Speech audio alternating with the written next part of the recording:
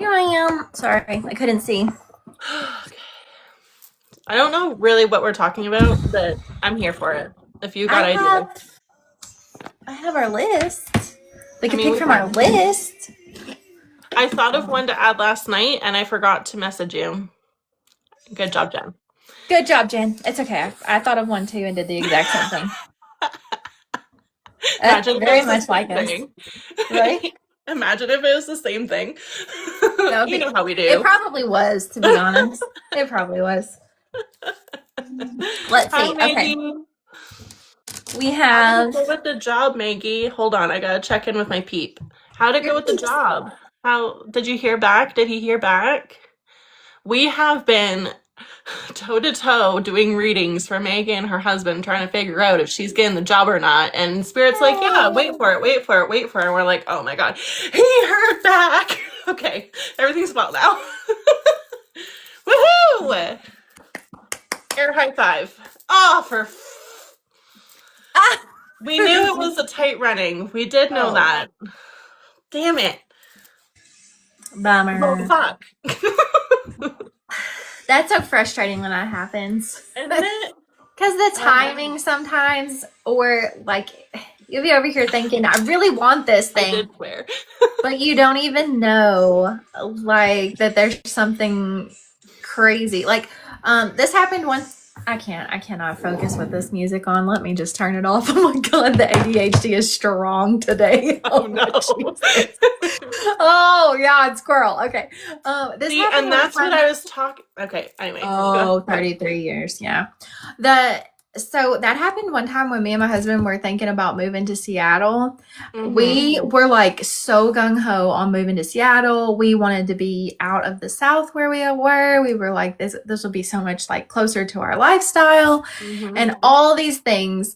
And like we almost moved down there. We went down there tons of times. We already had jobs lined up, all the things. He was on his very last step to get the job that he was supposed to get.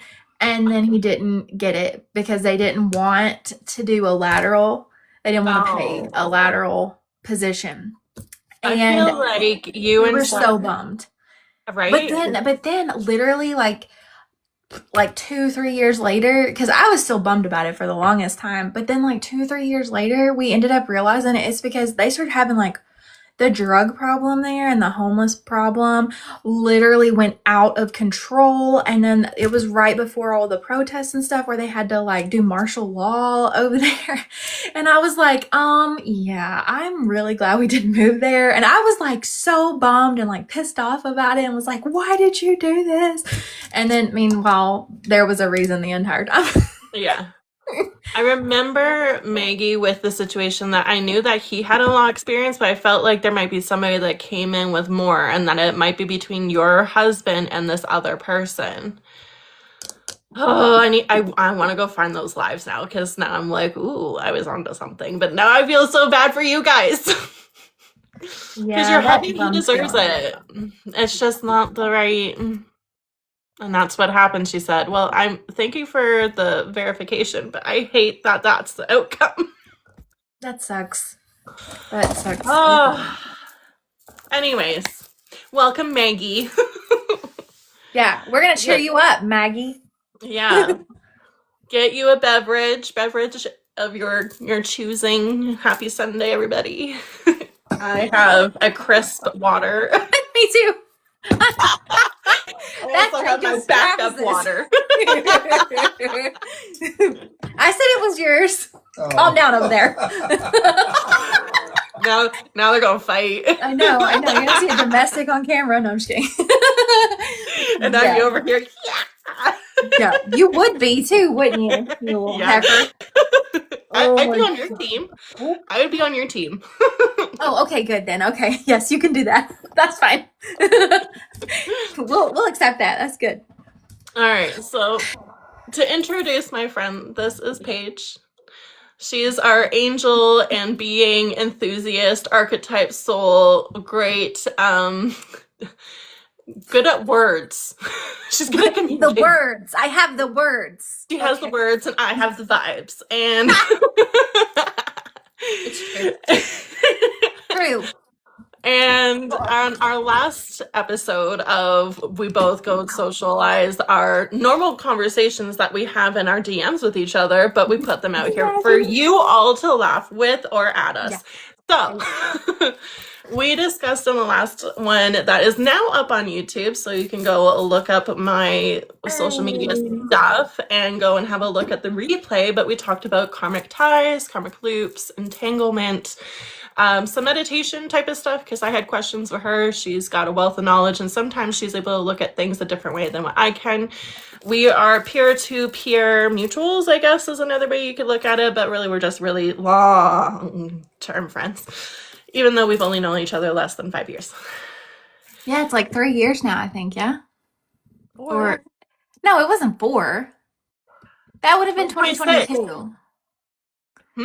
That would have been 2022. I don't think that's right. Are you sure? Isn't it? I don't think so. Now we're gonna have to go back and look. Yeah, because this is gonna bug both of us. 3 solstices. I know it's on the solstice. I know that's our anniversary. And I remember 3 of them. And there's been 2 with Britt. No, we've known each other longer than what you and Britt have known each other. I know. Britt and me 2, you and me 3. I'm pretty sure. Anyway, we're gonna have to look it up. Now I need to know. I need to know which one of us is right. I know you do. I know you do. Oh, it's fine. It's fine. We'll figure it out. It's all good. Okay. She'll come with the receipts later, and then I'll have to swallow it, and it'll be fine. So, my favorite thing to do. No, I know it is. But kind of a little serious. It is. That's not a just kidding. Only a little kidding. Travis is over here vibing. You cannot see him, but this man is vibing like a mofo over here. I'm so sad. All right. I mean, whatever floats your boat, man. He's gonna be like, "How are you friends with her later?" He's not. He's got his AirPods in. He can't hear anything that we know of, unless a sneaky little bugger turned it in. That would be some good acting, considering he's over here just like in his own music video. It's true though. It's true though. It's even better.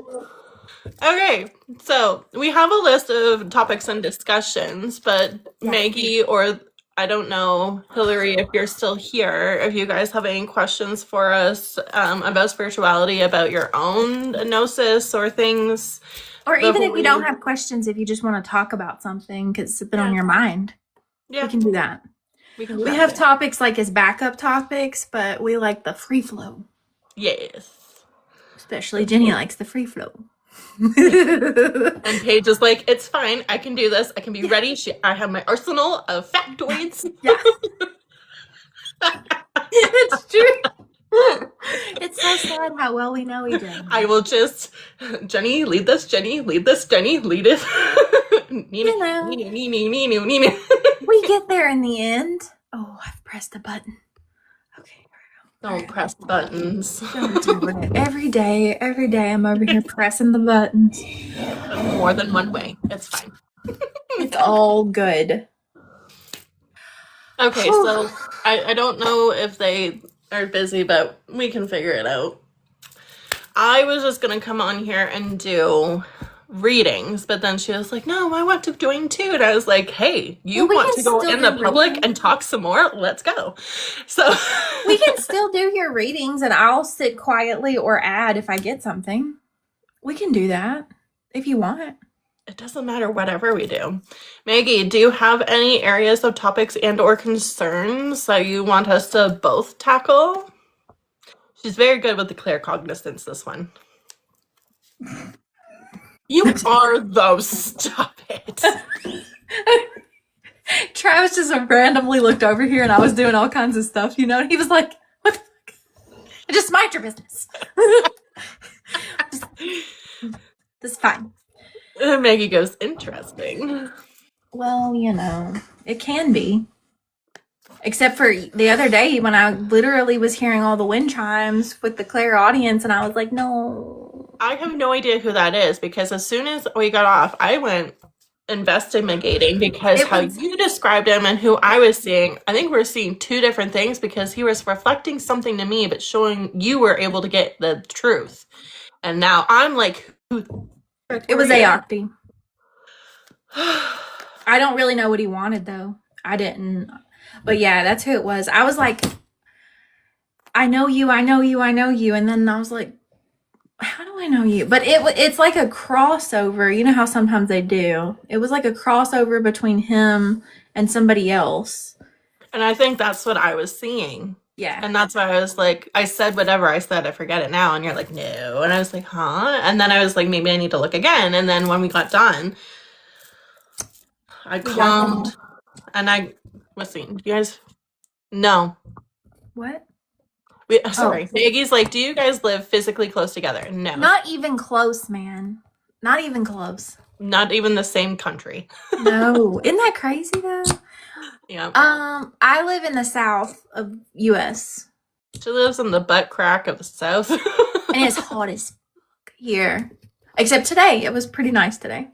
Maggie says probably good. No, you are entirely correct, Maggie. It is very good, yes. It's very I would annoy the shit out of her. She'd move. She would move. I like to have my alone time and like go off in a corner. I'm like, come here. Yeah. Let me love you. We've had to learn each other's love styles because I'm like, I like to have time to myself. And Jenny's like, I have things, which I love. But there's only so much like energy that I have. Doses. She takes me in doses. But large and more doses. You're doing very well. Listen, we're getting there. I just had to like practice. I just practice peopling.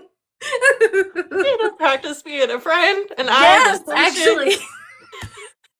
Yeah, I was patient. I was like, I understand your little Capricorn heart can only take so much. It's true. You were like, we're gonna get there, and I'm like, okay.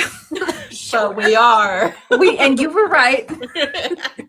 Which is good. It's good. It's good. It's good. We have fun. We do. Yeah. What was I gonna say? So, I'm Pisces. Yep. We are complete opposites in every way and shape. It's true. Yeah, even the colors we like. You two would get along very well. You both have the longevity and like the analytical process of like, okay, but why did you say that? Why? Oh my God. Why are we moving at that pace? Why did you think that? Why do you want to know? Like there is a, you'd be very good in a court. It hurts her too. Sometimes she's just like, I can't, my brain, I need to turn it off. Yeah. And I'll be like, it's okay, come here. Oh my. Meanwhile, I'm like, I'm always feeling other people. I can't go out now that I'm like awakened. She and I would be so stubborn with each other though, because she's a Taurus, the bull, and I'm Capricorn, the goat. We'd be over here. Nobody would get anything done until you both were able to solve every nook and cranny. All the things. But you know what? We would get shit solved. Okay? Yes. That's the important part. You guys are very good builders. Very good builders. Very good something. See, we would join forces and solve the world. But in order to do that, you'd both have to agree on the method and the strategy to do it. Yeah. That's the thing. Yeah. Listen. Christy Walker, hello. Hello. Just saw your name pop up. Hello. We're just hanging out today.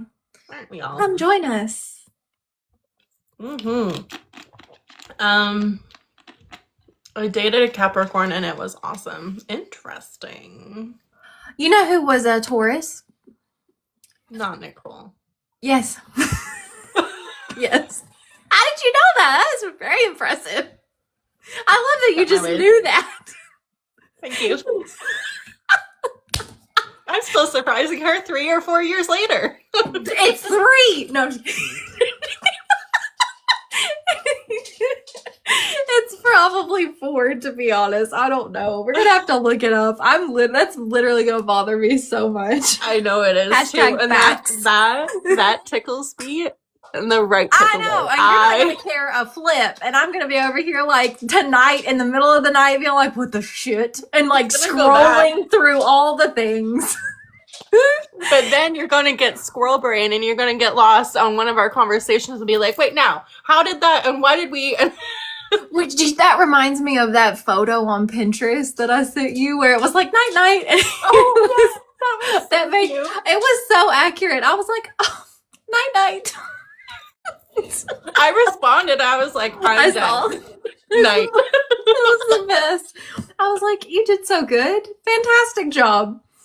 I didn't fund that one. I know, it was him. Well, because he had come in earlier, remember? Or maybe that was a different. Yeah, and then that's what I got. And I was like, thanks, buddy. If only he was that lovey-dovey with me. It's fine. Listen, that's because you piss him off. Listen. Remember when I used to piss him off? It used to be me. But we're friends now. Hashtag friends. Jenny with 4 babies. Which one were born when you guys met? I had my son Riley for sure, and Everett was just a baby, and Everett's going to be 4. Everett was not a baby when we met. He was. No, he wasn't. He was 2. He was like almost 3.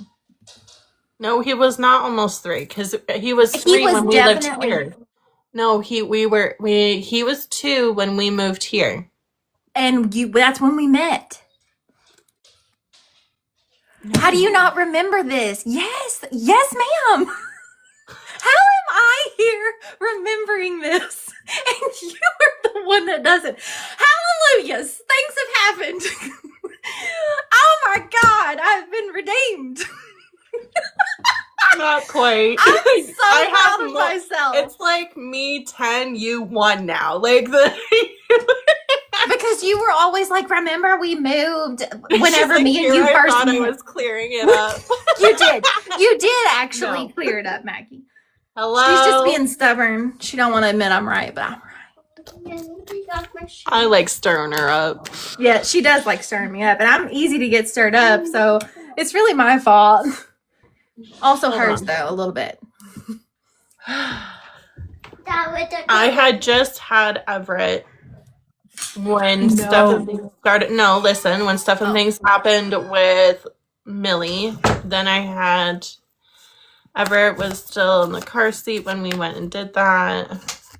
We got Bud. I have to remember it by my dogs, not my kids. You moved in the fall, didn't you? Winter, but yeah. Right. We started and we met the July before that. Exactly. Yes. So 4 years. It was not 4 years. He's 4 now, right? He's gonna be 5 this December. Right. And you moved when he was 2. I hate you. Uh-huh. Maggie. This is literally math. I have words and math, Jenny. My God. I have things. Yeah, but then when we start talking about your relationships, who has to counsel you, huh? Listen, we're not talking about that. We're talking about math and words.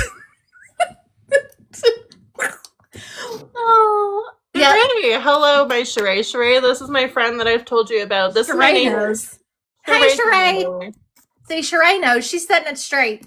3 years, bro. 3. When I moved here, yes. But Sheree, we weren't talking about when I moved here. I was talking about when her and I met. Different. But you moved the same year. So no, I didn't. Oh my God. I'm dead. I'm done. I will find the fucking receipts and I will send them to you because this is now a vendetta that I have. I will die on this hill. Yes, that's right, Maggie. Yes, she's the Taurus. She knows. She knows the things. Listen. Yep, accurate. Accurate. Anywho. But now that we've determined I'm right, we can move on. Oh. Just you wait. I love you. Want to know something fun? What? So, in one of the books that I exchanged, one of the other persons mentions hail. Pretty fucking accurate, too. She even mentions the color of the hair, the eyes, and everything. And she's playing on one of his aspects of how he became like a god over a certain humanity. And I'm like, how the fuck did you get that? These are And it's such a micro version of him. Yeah. And I'm like, these are people. We need to know her better. She knows things. She just doesn't know she knows things. Girl that I was showing you, that I was like, we don't talk this. Now we've had we had a very grown-up conversation about how I was like, listen, this is a really good learning opportunity for me to learn how to handle criticism that might not go the way I anticipate, type of thing. And she was like, oh my god, I'm a softie too, I'm so sorry, I didn't mean to do that, I just have a migraine and I was doing it late at night, blah, blah, blah, blah. So she apologized, and now I feel very better. Good. Very better. Very better is fine. We'll go with it. That's good though. Okay. See, I knew that girl and yeah. Well, no, you thought Meg. Meg and you. Meg and you. Which one's that one? I'm confused. Cassie is the one that I first sent to you, and you were like, well, maybe she has good points. And I was like, yeah, right. Maybe. Yeah. But it's the delivery. That's who I thought, yeah. And I was like, this is how I would probably do it. You don't want me to do it. Hi, Jenny. There's another Jenny. I did a reading for her. She's a realtor in Quebec. Oh, that's cool. And I did a reading or something about one of the old places that she was trying to sell, and it was haunted AF. Oh, your hubby's not taking things well with the result of the interview. Shoot. That sucks. Really hard. Is there a promotion coming? Hold on. I'm getting things. Hold on. I'm so invested in this. You have now activated all the things. Please hold, Maggie. I'm on the spirit phone. Not the spirit phone. Because we were almost like week by week at one point doing readings. Yeah, he's feeling it's unfair. Yeah, I see that. Okay, but Spirit, we know this. Can we get the way forward? What happens? What happens now? They're basically saying all the same things that we were just talking about, Maggie, that like he feels an injustice, he feels like he isn't being celebrated, or that he's being worthwhile. But the self-worth piece is what I feel. But there is new things coming. There's new ways that he will be leading. You are there. I thought you said something. New ways that he'll be leading. He just needs to watch his words and watch who he's talking to. Is he an oversharer at times? Is there somebody that he like? Does he tell everybody his like moves, like what he wants to do or what he's hoping for? She goes, oh my god. Ruh-roh. Is he oversharing to the wrong people? Sometimes you gotta play it. You know? Sometimes you can't say what you're doing because that will sabotage you. Sabotage. I feel like crackle lightning.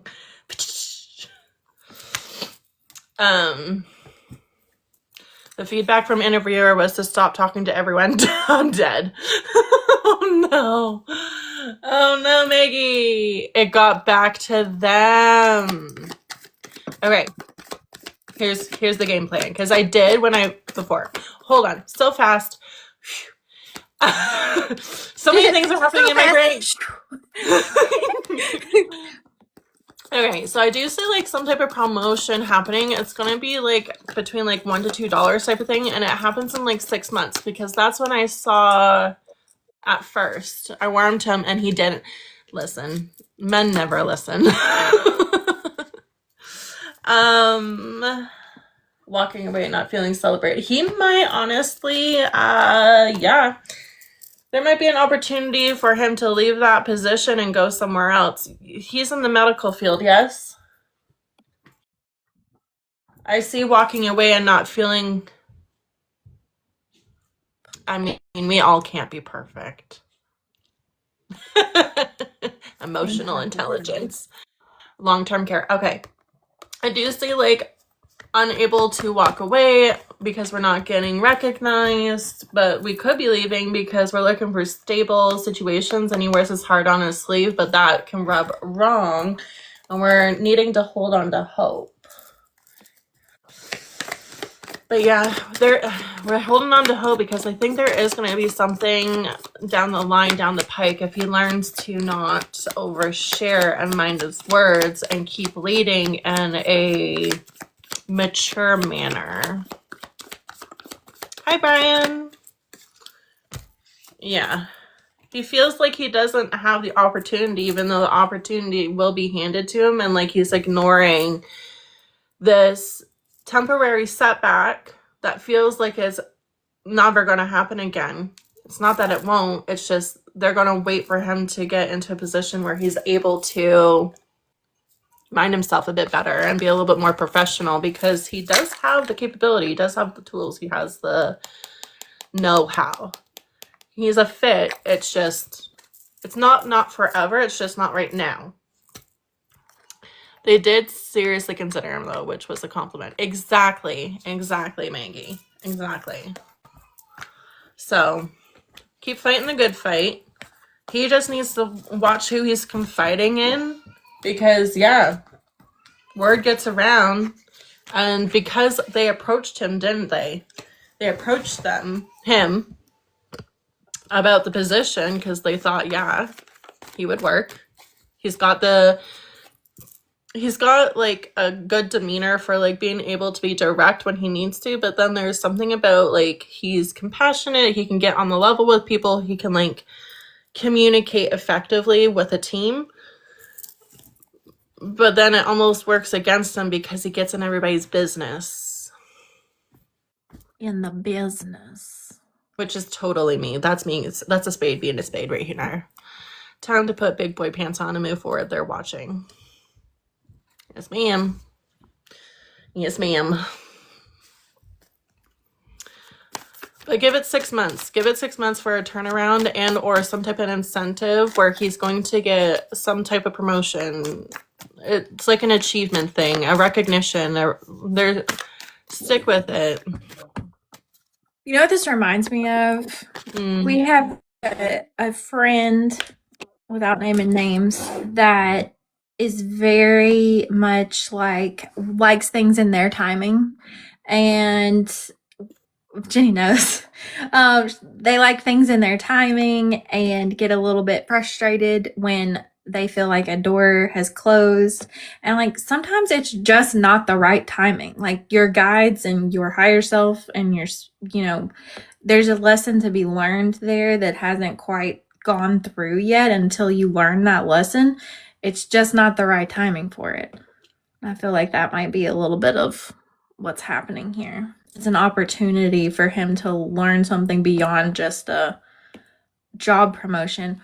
But that being said, on a very human level, it's very frustrating.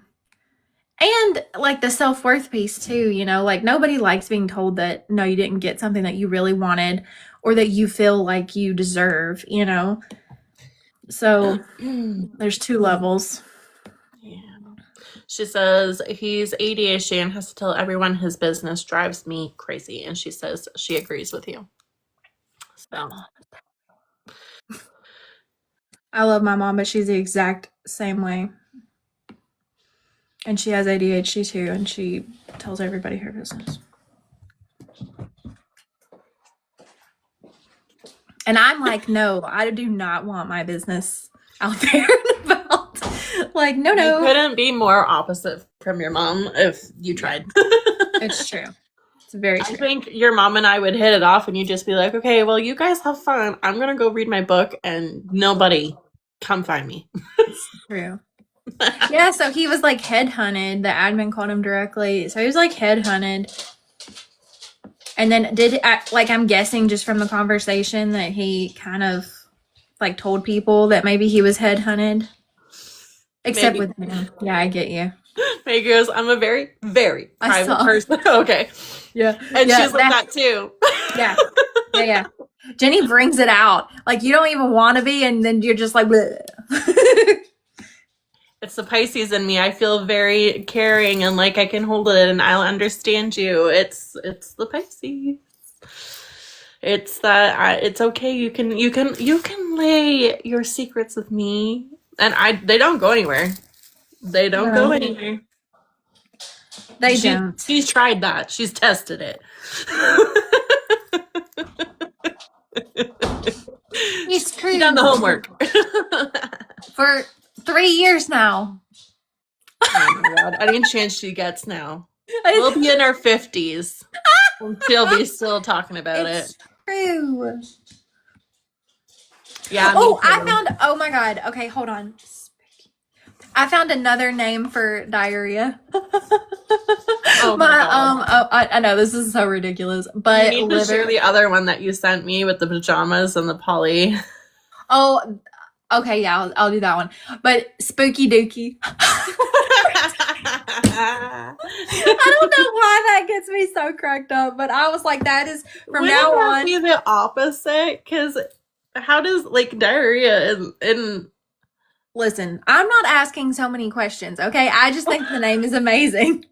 And then if you like more than one genre of music, it's Polyjam. But then her husband on the voice note, this was like 20 minutes before we went live. Yeah. She's like, oh my gosh, listen to what I just discovered. And she said it. And then you can hear her husband in the background going, polyjamas? Like jammas? More than one pair of jammas? Like, no. And that was the best part. Speaking of, he just walked behind her like a ghost. Yeah. Just do. All you saw was a floating head above your bun. I love it. Yeah, he's chilling. Still chilling. Yeah. Yeah. Did you want to get into the list or? Yeah, we can. Okay, I'm just gonna do the first 3 topics that I see, and then we can pick from which ones we want to do. Okay, first one I saw is talking to spirits and spirit guides, the pizza metaphor, and then language. What was language? I don't even remember. Oh, language with like how we interpret differently between Probably. like our interpretation from our guides to us, and then us trying to convey that to somebody. Like if I got a download from my guides and then trying to be able to interpret what I got to you. Mm-hmm. She picked spirit guides, I'm guessing is what she's meaning. You want to talk about spirit guides? I love spirit guides. We know we are in debt to ours. For the nanny shenanigans and the things we get up to. God bless them. Lord, they need like to be paid a bonus and overtime and all the things. Did we put on the spirit box for such a time? Yeah, we for can. Such an endeavor. I think we should. Spirit guides, if you're down for the get down, They're probably going to be sassy. Oh, please hold. I have to pause my music. That's a good song though. All right, spirit. Sorry, it was cutting you off before. Talking to spirits and spirit guides. Do we have anybody in here that talks to their spirits and spirit guides? Yes, that's what I would like to know. Like, where do we need to start? Are we starting from the basics? Or are we starting at like a intermediate level? They went awesome. Awesome. They want to talk too. Good. Very good. Life story. Oh my god. Why? That's gonna take forever, Spirit. What are you trying to do to us? Be here until the crows call home. Like, Spirits. I heard Kalam Alaikum. That's not how you say that. Oh my god. Maggie, he might answer and you just might not know, to be honest. Dealing with spirits that are like human spirits that have passed on, sometimes they're very tricky to hear. Isn't it?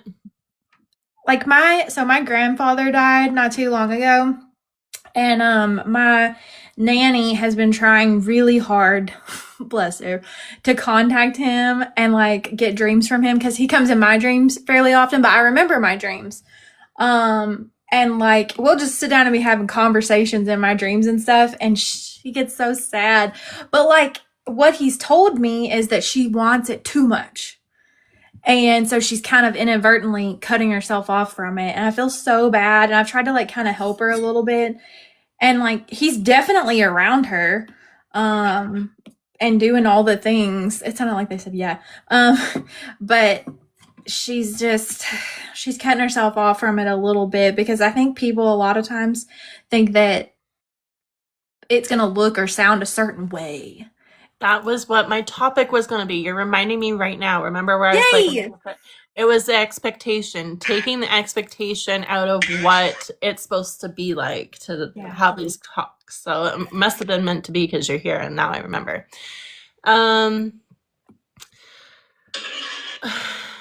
She said, well, he was a non-believer of this stuff, but I feel so connected with him.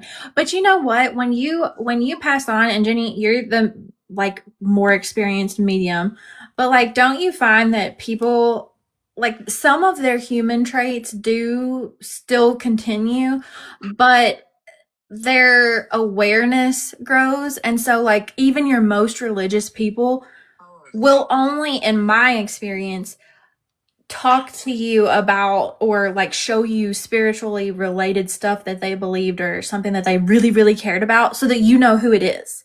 But it's not that they really care that much about it anymore. It's just that they're using it as a way to kind of help you understand as like a point of view for you. Mm-hmm. So I do agree with that even if you grew up being like, this is bogus, this is hocus pocus, this is cold reading, this is whatever you want to label whatever this is. There is a continued perspective that even in our language, because I've asked about this, not only with my own dead people, but other people's dead people, about is it more of a togetherness? Is it more of an expansive? And like there hasn't been quite the right word. It's like we don't have the right verbiage to even articulate what it's like for them to experience the look back or reflection of what their life was to then even if they still feel or believe or what it's like. And a lot of the times, like hands down, even in spots where it's been a traumatic death, which I have seen and felt and brought those up for clients before, it appears that there is a peace, but the spirit isn't hanging on because of unfinished business with their life, but more with the continuity. Oh my God, help me. Continuity. Thank you. Got you. Words. It's a continuity with the energy that their family and how the lineage and the soul dynamic, and if there's more to be done that they can help with, but on an energetic side, not a physical way. So sometimes they still linger. You mentioned that you still have a connection with him, and you might feel him or you might smell him. You might have a memory of him. It's those little things. It's subtleties. And now it's a practice. It's like when you're first learning to ride a bike, it's awkward. You fall off. It's wobbly. You don't quite know how to move the handlebars without turning it too sharp and then wiping out and skidding your knee and doing all the stuff. Similarly, but not in a physical way, your signs from your loved ones come in different ways. A lot of people attribute goosebumps to walking over your grave. But goosebumps to me is a high and big yes. And depending on where they hit me on my body, it's meant to activate and bring in more energy that may be tied to the heart, might be where they got hurt, might be tingles and sensations through my head that they had a brain aneurysm with their death. Like there's different ways. And if you're a very visual person, like Maggie, if I were to tell you to think back to a time where you and your brother were just hanging out on the couch, would you be able to visualize that? And this is actually a method and a way for you to practice and being open and letting go of expectation. And I can lead you through it right now if you're interested in it. She says 100%. So if you can visualize being on the couch with your brother, TV's off, maybe one light's on, pay attention to where you're sitting, where he's sitting, if anything else is going around, anyone else present, what's he wearing, and just taking in just the visuals at first. And then you go into the next sensory. So this is grounding into a container, a familiar container, for you to get messages or impressions, feelings. And while I'm leading you through this, I'm getting big chills. And if you look at him, is he smiling? Yeah. Is he content? Is he showing you, or are you focusing on a certain thing? Like, are you looking at his hand and you're seeing like a bracelet? Does he have a bracelet? Does he have a certain ring? Is it his wedding ring? Is it a family ring? Is it, things like this. A lot of my people point, like they'll point at something, and then I might randomly think of something that has nothing to do with what I was just thinking about. Like they might point to something and it'd be a color or a photo, or it might be like a ship and they're trying to explain something, and you have to look at it symbolically as well as physically and like literally. Mm-hmm. And if it gets hard to stay in that space, you can think about as if you're feeding roots into the earth and feeling as grounded as you can, and then returning to that visual. Sometimes that will help too. That's another grounding exercise. And then when you're comfortable, you can think in your head or say aloud, if you're comfortable with it, you can talk to them. They may not talk back at first, and that's okay, and you don't have to push for it.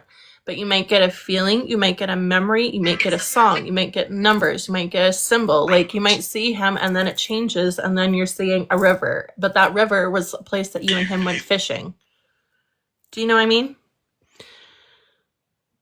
Interesting. I could visualize what he was wearing, but not his face. Then I could remember his face. Right. And they might even show you like certain versions of themselves that they particularly liked that age. So or that you liked. That too. But let's say there was a great 10th birthday party. Maybe the scenery around you changes, or you notice like a birthday candle, or you notice like if there's a calendar hanging up on the wall, they might move around and show you things. And you can also, in these moments, and send out energy to them. This is called ancestor veneration, where you're able to send out feelings, and you do your I love yous and whatever you want to say to them to get off your chest, rant to them. They're great listeners.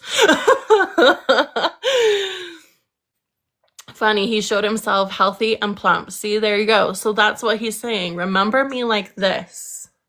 Remember me like this, right? Or he's telling you, like, you know, in a symbolic manner, the plumpness is a sign of health and well-being. And maybe he's telling you the fact that he looks happy, the fact that he looks like he's a little bit more plump. He's telling you that he's okay, he's at peace, he is well taken care of wherever he's at. Yeah. That's a good message. Oh, I love him. What a good guy. And you can take this a step further. So if you're a person that does remember your dreams, either Maggie or whoever listens to this later, if you are someone that remembers dreams, or you have lucid dreams where you're able to like kind of interact with them and make decisions along the way, you can, before you go to bed, do this practice I've just told you about. And your dreams might, I'm not going to guarantee anything, but might continue on or send you subconscious messaging, or they might be able to come into your dreams and give you more, because the brain is constantly looking for signal patterning. And like, you got to think about like the organic scientific matter of like us. And no matter how much you want to let go of the reins, give away the control, just be observing, it's hard, because if you really miss that person, something bad happened, like with their death, for example. Like, I'm not saying it's your person specifically, but whatever the case may be, our emotions can get in the way sometimes, and it makes it harder. So also giving yourself a grace period, that it may not all happen in one go. It's something that you can build upon. You don't have to do it for a long amount of time. Just the reach out is the bridge enough. Even just feeling them, and if you don't see them, but you just feel, or you sending out that connection and wanting to connect, and you keep building on that, it'll get stronger. It'll get easier. Yes, emotions, I'm sure, interfere. Exactly. Yeah. Well, if you think about it, I forget what the polarization is with the magnets, but Paige was kind of touching on this earlier, where the more that you're trying to hold on to something and that you're expecting it, like with her nanny, and if she's not good at dreaming anyways, but if we remove that part, because she's holding on to it and wanting it so much, it's almost like the more that you're holding on to it, the more that it breaks in your hands. It makes it harder because you've got this fit emotion of what you're hoping, and you're holding on so tight that it's hard to make the flow and the movement of energy through that space, because it's like, instead of having a camera lens wide open and letting whatever needs to reflect through the lens, you've narrowed it down to this, and this is all that you will accept. And that can be really hard unless you have practiced, and it can take longer, which is fine if that's the way that you want to go about it, but it can take a longer time, because that's a smaller target of And I know it's perception that you're receiving from. Not that they can't, but it's more about us. and I know it's kind of, cliche to say, but a lot of people don't get things because they think that they can't. And they think, oh, well, that's somebody else can do that. I could never do that. That's not something I've ever been able to do, so on and so forth. And it's a lot of negative self-talk. And just like Jenny said, you're closing that aperture down so that you are not going to be able to get anything, because you are telling yourself, and you're not opening yourself up to being able to do that. You're shutting yourself down right away. And it's really just having grace with yourself and being curious, and then realizing it's not just going to come overnight like a Hallmark movie. Like, you gotta practice at it. And I'm sure there are some people out there that, like, they just wake up one day and they just have gifts. I'm sure that's a thing. But for the majority of people, you do have to work at it, and it's filled with a lot of self-doubt, and that goes into shadow work and inner child work. And the more work you put into that sort of stuff, and the more that you're able to kind of open your mind and just let yourself flow and believe like a child, honestly, the more you're able to get at that point. And then at that point, it's just about practicing, and not shutting yourself down. You can do it. Everybody can do it. It's just, how much are you willing to practice? How much grace are you willing to give yourself while you're practicing? And having people like, well, not just Paige, but like people that are able to maybe have been at it a little bit longer, and you're able to ask and verify with, well, how did, like, you can sometimes bouncing off somebody else. Well, this is how I did it. This is what my method was. This is how long it took. This is what I saw. And sometimes another person's interpretation or another person's mode or pathway of doing something might work for you. And I don't think there's anything wrong with, as long as you ask, you're having this rapport, this kind of conversation where you're asking like for help.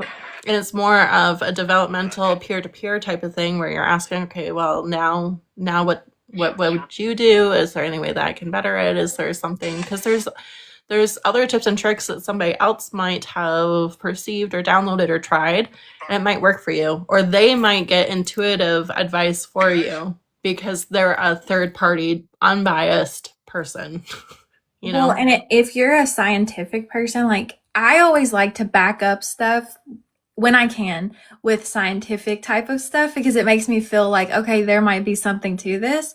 So, and like what Jenny's talking about right here is basically the laws of physics, right? Like it is a proven fact that energy is created whenever two things are going moving back and forth and there's movement.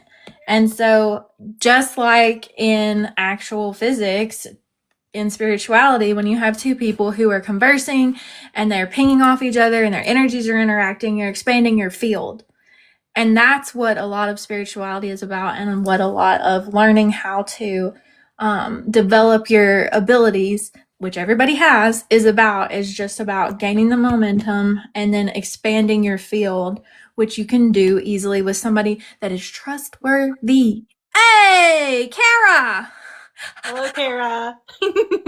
I was waving at her the whole time, but then you were talking. I got I didn't distracted. Sorry. I didn't want to interrupt you. No, thank you. Yeah. And I feel like that will really speak to Maggie, at least, that was hanging out in the chat, because you have a similar way of interpreting things. Like, Maggie's pretty open-minded for the most part, but I feel like you're a pretty inquisitive person, another attribute. Where it's like, well, why and what, and like, how does this work, and like, how did you get that, and how did you know that? And that's why I rocked your socks, and you say, oh my god, Yeah. when I'm like, boom, boom, boom.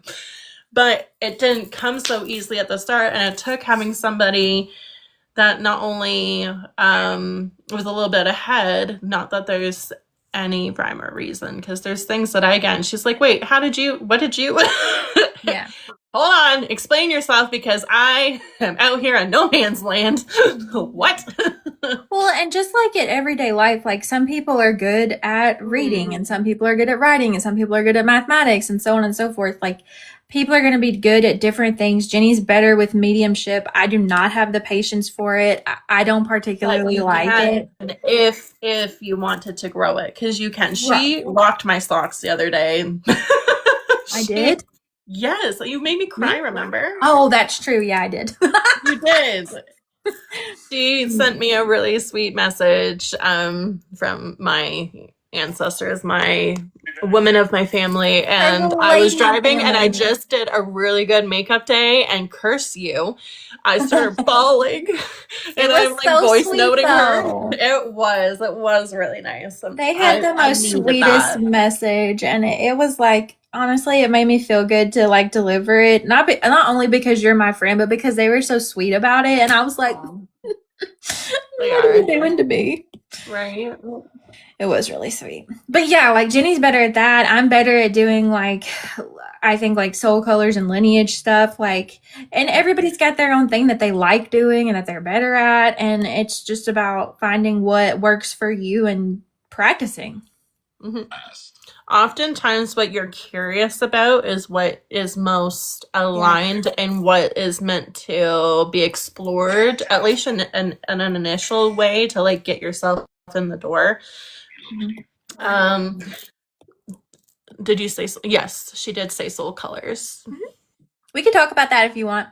What did Kara say? As I was explaining to someone recently about how everyone and anyone can be is psychic. Yes, Kara. It's just as psychic isn't what we thought. Yes, and I honestly don't even like the name psychic. Like the term psychic kind of ticks me off. Like I know that it's a legit thing, but I feel like it's been so hyped up, and now people like think of it as like, ooh, like charlatans and stuff. And I'm like, no, it's just a thing that people can do. Like, it's not that even that big of a deal. Or like what I was talking about earlier when I was on live, another lady came into my chat. Her name was Hillary, and we hit it off right from the start. But I was talking about how like people think, oh, you're a psychic, you're a medium, you are a prophet of some sort. Like you should be able to tell the future, bing, bang, boom, and like have it all lickety split. And I'm like, if everybody and every person that claimed themselves to be psychic, we should have no more diseases. We would have no more conflicts, no more systems, nothing. Like, everything would be solved on Earth. Why the fuck would we come here? It'd be so boring. Like, there'd be no growth. There'd be no challenge. There'd be no oppression. There would be no aggression. There would be no angst. There'd be no adaptability and perseverance worthwhile, because everybody would have the answers. Well, and it would take We away all the have a dualistic connection to our higher self and intuition. So, like, I'm like, Well, and I think like we kind of touched on this a little bit, like very briefly in the last live that we did, about how like this layer of the universe, this area, this world is very new. And just like anything, it has growing pains to get through. And part of learning and growing to be emotionally mature is being able to look outside yourself and see other people's perspectives and have empathy for other people. And that's really what it's about, right? Like when you exercise your gifts, you kind of are learning how to do that in a very organic way. And I don't know. I like, again, I think everybody will kind of get there. It got me cracked up about Kara though. Kara, grandma told me when the aliens happen, don't fuck it up. And she says she's an ambassador these days. Yeah. okay. Did you watch that movie, Disclosure? I'm like, why can we not have a disclosure day and let's just be getting it done with, okay? Like, can we please? I'm so ready for it. Right. I would love it. Have you read the files? Have you read the files? I feel I like haven't read all of them just because, like, I feel it's kind of like, you know, when you have read a book already and then you already know the ending and you're like, I don't really need to see the movie. yeah. It's like the opposite of that, but the same. Right, yeah. That's interesting. I haven't read the files because I don't have the time or the bandwidth right now because I'm writing my own book and I'm lost in the sauce with that. So taking on any more reading is beyond what I'm able to right now because I only have so many day hours. Same. And Spirit be doing the spirit things. And then I also have my kids and then I have the book and then I have the dogs and I have the husband and I have my own. Like, there's just not enough time in the day. And Jenny, don't stress me out. Oh my gosh. Here we go. Here we go. It's happening. Abort. That's abort, happening. Abort. Yeah, abort. Yeah, no one would have a job. Like, yeah. Think about how nice it would be, though, to be able to just live your angel without ass self. Now, I'm sorry. Okay, but they have jobs. Okay, let's not get it twisted. Yeah, but they have a multi-dimensional versatility that we don't. Jobs. I'm sorry. That's very limited-minded of me. But you know how I feel about this place. Anyway, we're just gonna preach. Right on. I haven't yet, but in space, huh? What? What did you say, Karen? Oh, she's talking about, I think, meeting aliens, but she's met them in space. The astral. Oh, great. At least I think that's what she's talking about. I mean, same. I love Lily. Remember Lily? I do remember Lily. Lily was nice. Isn't she? A little Andromedan hybrid. Cutie pie. Maybe she'll visit me tonight. Maybe. That'd be nice. Probably, since you're over here thinking about her. That would be nice. Just like Travis is listening. Oh my god, that's the part he decides to listen to.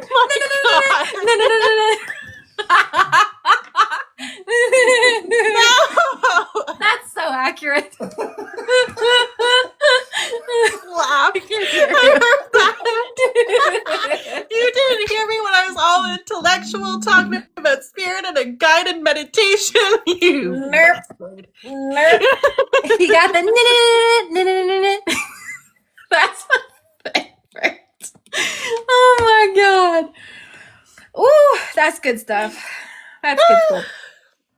We could talk about soul colors. She said she kind of mentioned soul colors because I said something about it. If you want, we can talk about it.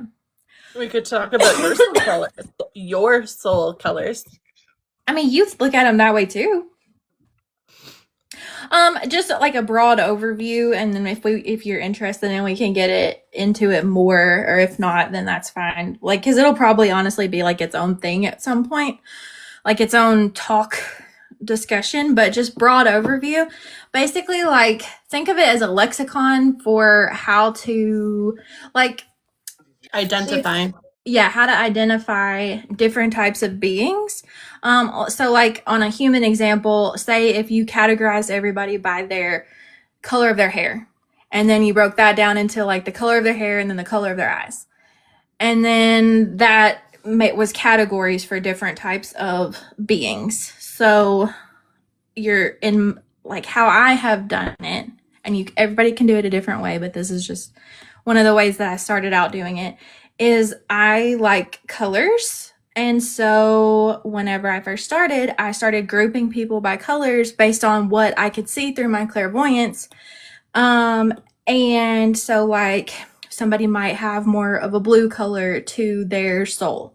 And sometimes that will come through like if I see them, it's not, it is and it isn't. In a way, it is in the fact that it works kind of similar to how the auric system works. However, it's different than an aura because it goes deeper. An aura changes on mood, changes on your health, that sort of Also, thing. the energies around you, the energy you're coming into, and the energy that you're moving out of. Right. And your soul color is slower to change because it requires your entire soul to show the color.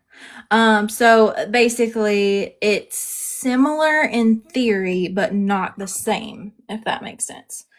But yeah, and that's how I kind of learned how to identify beings in the very beginning when I wasn't sure exactly who they were or what they might be wanting to work with me on or why they were here. So certain types of beings that are angelic look a certain way to me, like their energy colors look a certain way to me, infernals look a certain way, families, quote unquote, for lack of a better word, of infernals look one way than another family, quote unquote, of infernals. Fae look certain colors, so on and so forth. A great way to validate yourself is by asking about your soul color and meditating on it. Absolutely, Kara. And then by clocking every time someone gets it right. And also you can look to see if it ever changes. So some people keep like a dream journal to see if certain dreams become repetitive, if there's a subtle context, or read between the lines, because dreams can be heavily symbolic and hard to decipher. So some people do a dream journal. You could do the same thing with this meditation that Kara's talking about, but keeping a color or aura or a soul color journal about what the color means to you. Because pink to me could mean youthful, bright, childlike, but maybe to you is love. But also is your own dialogue. So like, and we for the longest time remember when you're like, it's mauve, and I was like, oh, but it's this like bright pink, which is different than mauve to me. But to me, I was like, oh, it's like this pink, like dusty rose color. That's what I was saying. It was dusty rose. Dusty rose, mauve. And we were seeing the same color, but we were terming it something different, which goes into the whole language topic we were thinking about talking about. Yeah. So it's just interpreting it for yourself first. Mm-hmm. And it's okay to ask other people, you know, if they believe in this type of thing. And asking and verifying and being like, what color do you think I feel like? Like, and so when Jenny and I mean, we don't really do it as much anymore, but sometimes we still do.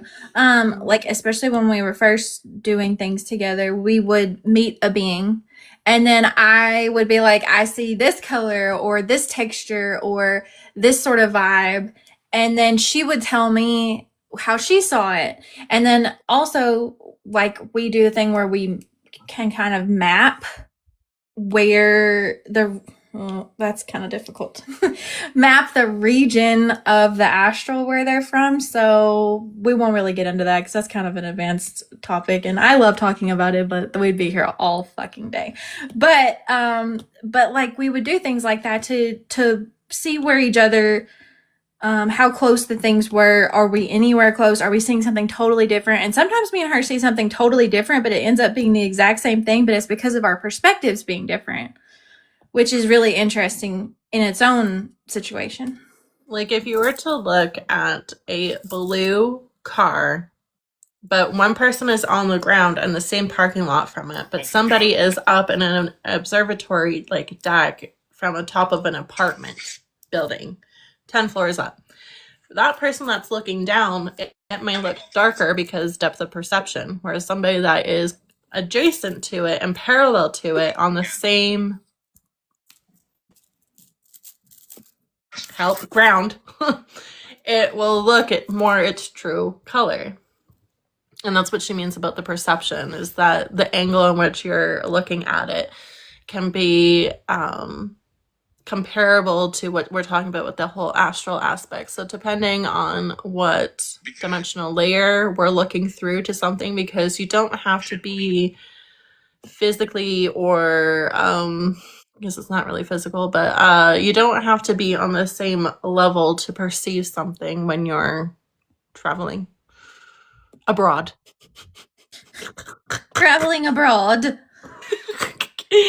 Hold on, what's Kara saying here? And keeping a soul color log, because it happens way more than you think, she says. And sometimes it's not even on purpose, but the colors mixing together and giving up the same hue. Mm-hmm.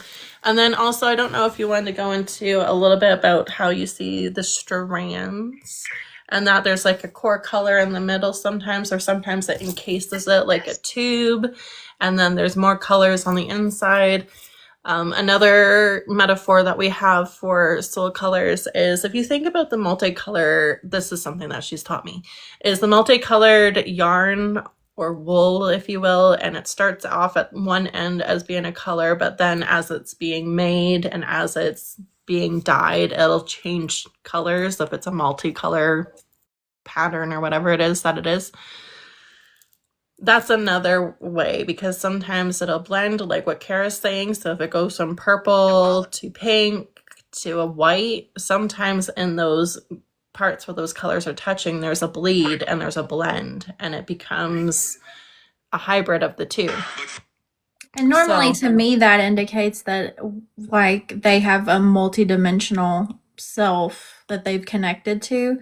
And if it's totally separate colors and they're not the blend, and I can't follow the piece of string or the yarn or whatever all the way down through the blended colors, then that means that they're not multidimensionally all interconnected yet. Their awareness is not connected yet. Yeah. Kara goes, I totally categorize soul color / aura as its own form of communication. Yes. 100%. It's like because we're so used to, as humans, bye Kara, bye Maggie, bye Maggie, good night, thanks for hanging out with us. Yeah. It's like, because we're so good at visual language. Maggie was leaving. Oh, yeah. I'm not leaving. Right. I was getting off. Not yet. I'm gonna go for a walkabout. Okay. What's happening? Anyway, he's going for a walkabout. Sorry. Okay, bye, Trav. Bye. He's got his AirPods in. Oh, jeez. And what the fuck was I saying, dude? I'm sorry. We got distracted. We did. Wait, what? Yeah. We're coming up with taglines the other day, and that was one of them, because we get so sidetracked by things easily, but it doesn't really matter. We can talk about the whole string and colors and things like that later, unless people want me to keep talking and rambling about it. It's such a like in-depth topic, and I feel honestly like when we do talk about it, we should be a little bit more. I think he's bored because he's waiting for her to get done with this so they can have cuddle time. Or something, yeah. I think he's just honestly bored. He's just like, meh. Also, like that's one of his favorite things to do is just go listen to music and then just kind of be like, floop. Hello, good morning. Oh, it's morning there. It's like straight up night here. Yeah, well, it's not straight up night because the sunset doesn't happen until 11, but where you are, yeah. That is crazy to north. Me. I'm so north. I mean, like in my brain, I know that's a thing, but thinking about it being like daylight still at 10 just trips me out. Remember when you couldn't get out of your work that one day and you were trying and pushing on the door and you're like, wait, it's dark out. Why is it dark? Yeah. Because I work in a room with no windows, and so it's like I will not know what the hell's going on outside. I'm just over here like a tornado could come through and I would have no freaking clue until it ripped through there, but that's fine. Who needs to know these things? It's good.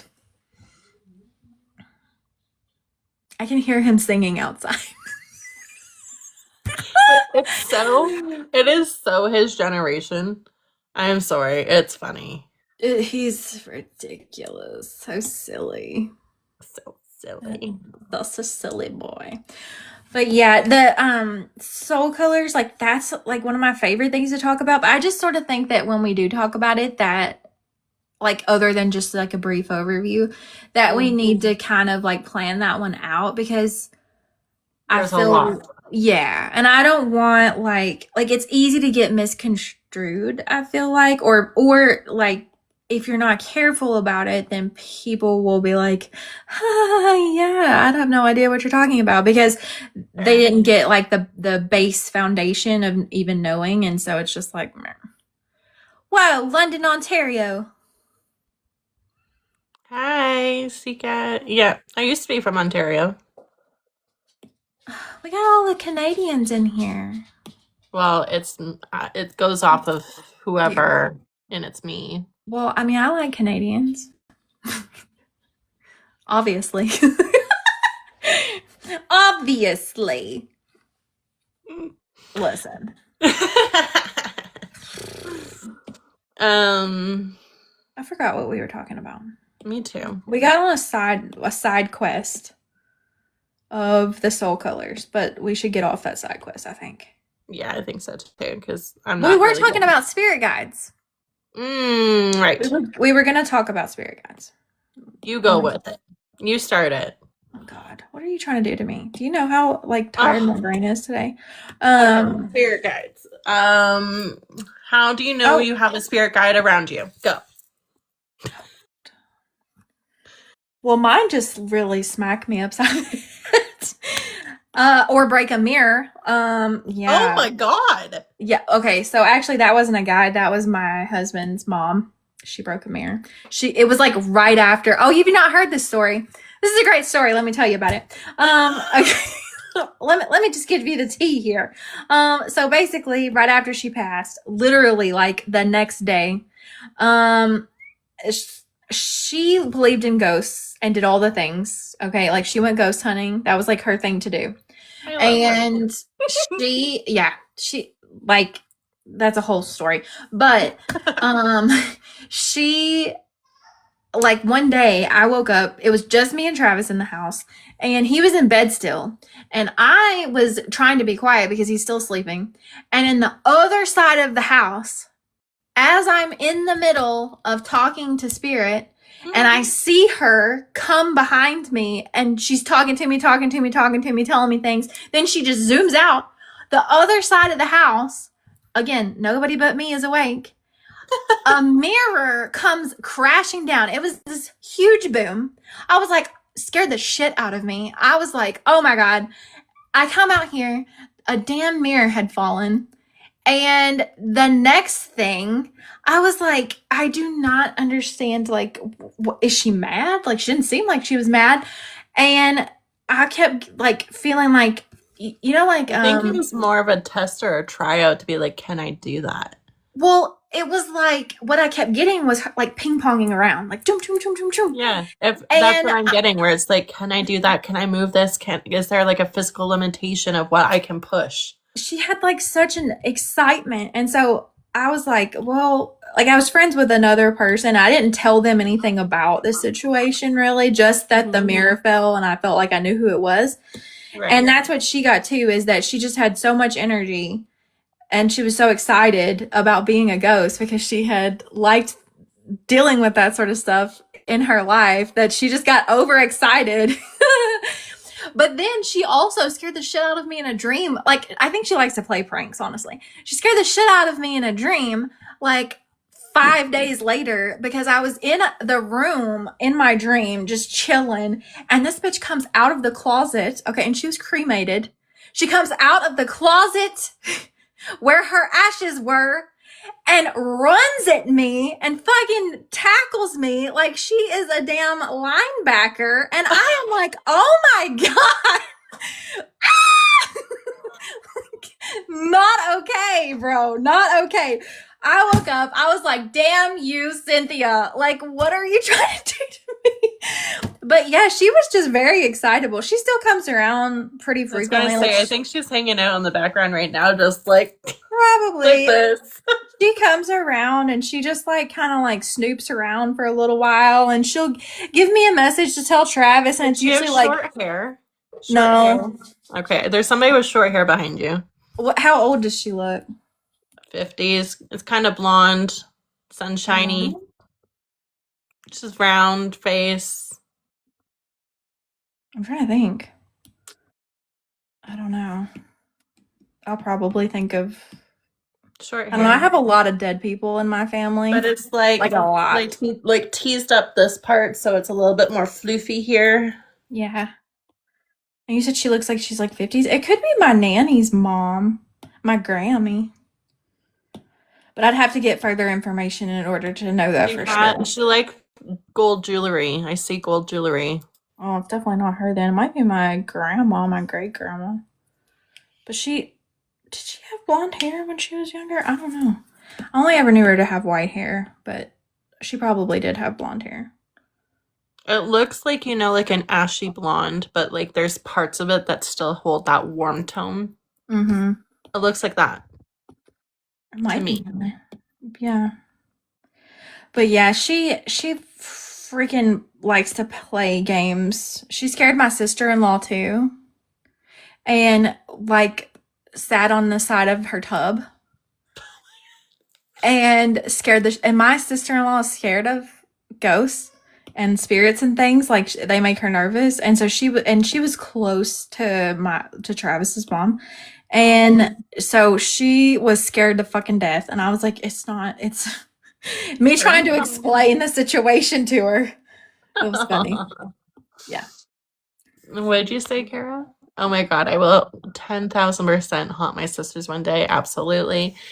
I told Chris, if anything happens to me and I go first, I'm haunting the shit out of you. Damn. Okay. Absolutely. Okay.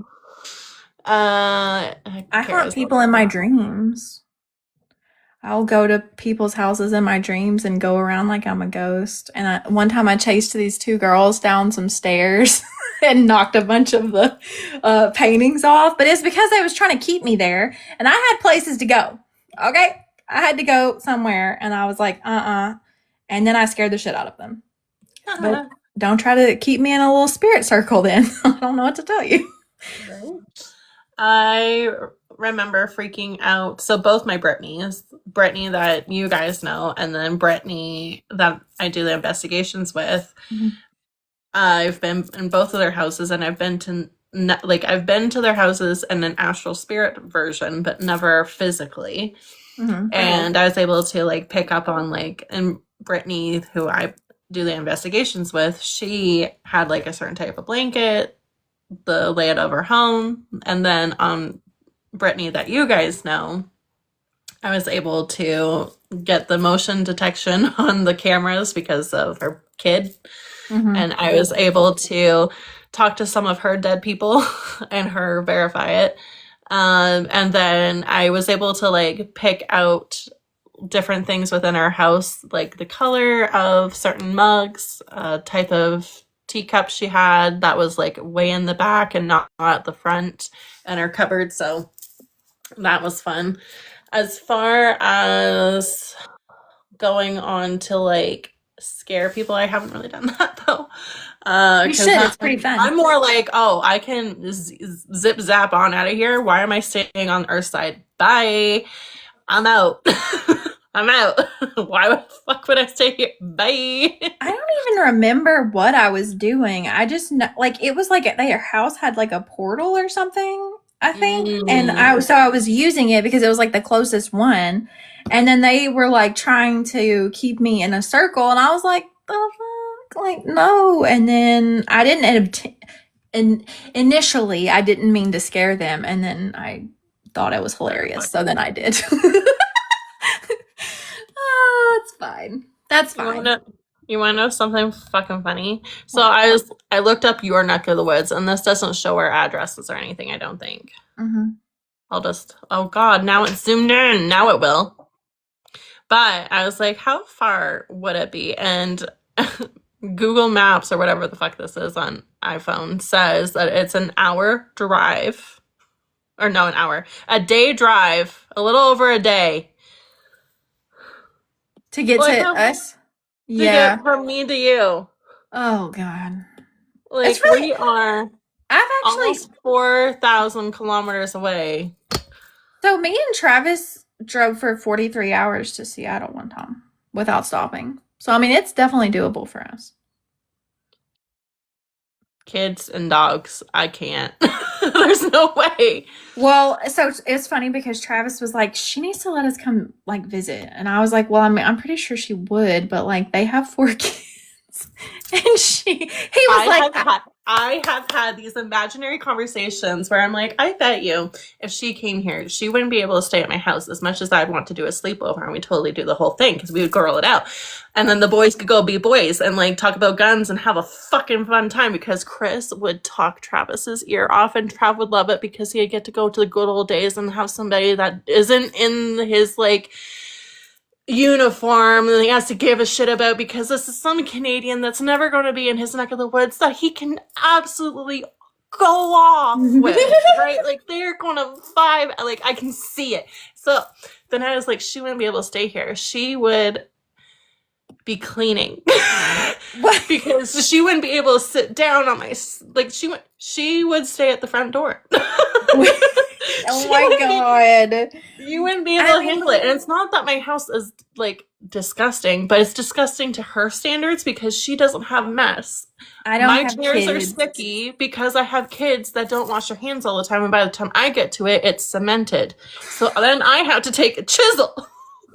And that just gave her heart palpitations. Oh God. Lord. I'm not cut out for the hashtag mom life. So, I'm just not. I was like, in my little imaginary, what would happen if Paige ever came to my neck of the woods? I would be like, okay, this is what has to happen. 1, it has to happen when there's some northern lights. So you're going to have to be well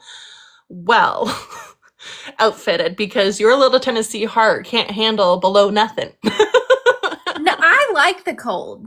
So like, have you ever been in the cold where it hurts your face and you can't breathe? Yes. But not then you might be okay. Not terribly often, but I would rather it be that kind of cold than be hot. I cannot stand the hot. I hate even a little bit of hot. Like Travis, however, will die. He will die. And he's been to war. Listen. That man's internal thermostat is so jacked up from being in Iraq, and I'm just like, all right, buddy, like, okay. And then like, yeah, he would not be. And you know what's funny too? You're like over here being like, Paige can't handle this, but Travis, as soon as I was like, and she has 4 kids, and he was like, we'll find a hotel.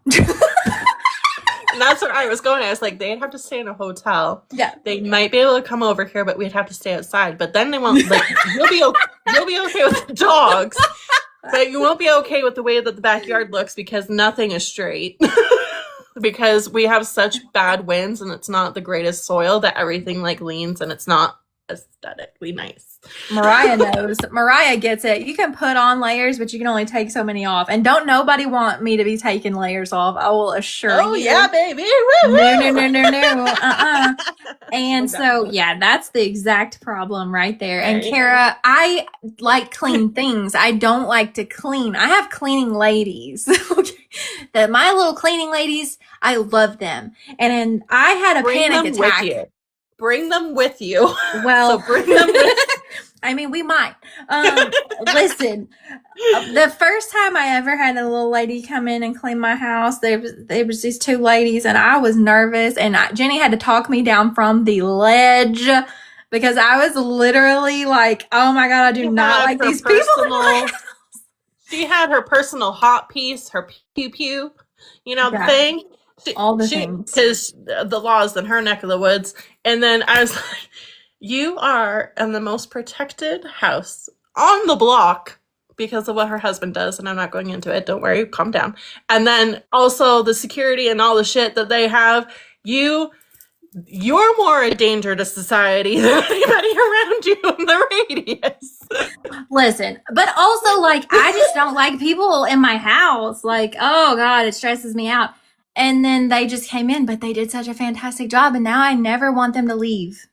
Okay, but chat, wait for this. Watch how I'm going to absolutely make her blood spike. What would you do if I brought my kids into your house? No, they wouldn't be allowed. They would not be allowed.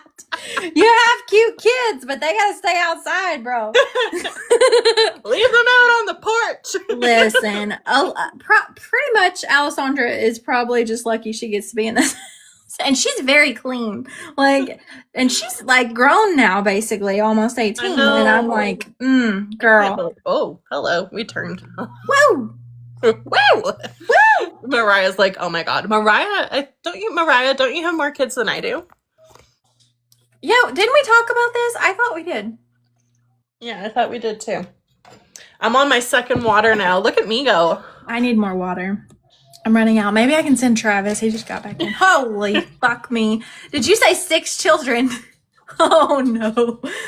Oh my God. Yeah, that's what you said the other day. I remember this now, but I think I blocked it out a little bit because it just trips me out. God bless you. Oh, right. Girl. She said, oh yeah, because I remember being like, God bless you. And she was like, it's fine, LOL. Like, she's medicated. Okay. You go, girl. I sure would have to be.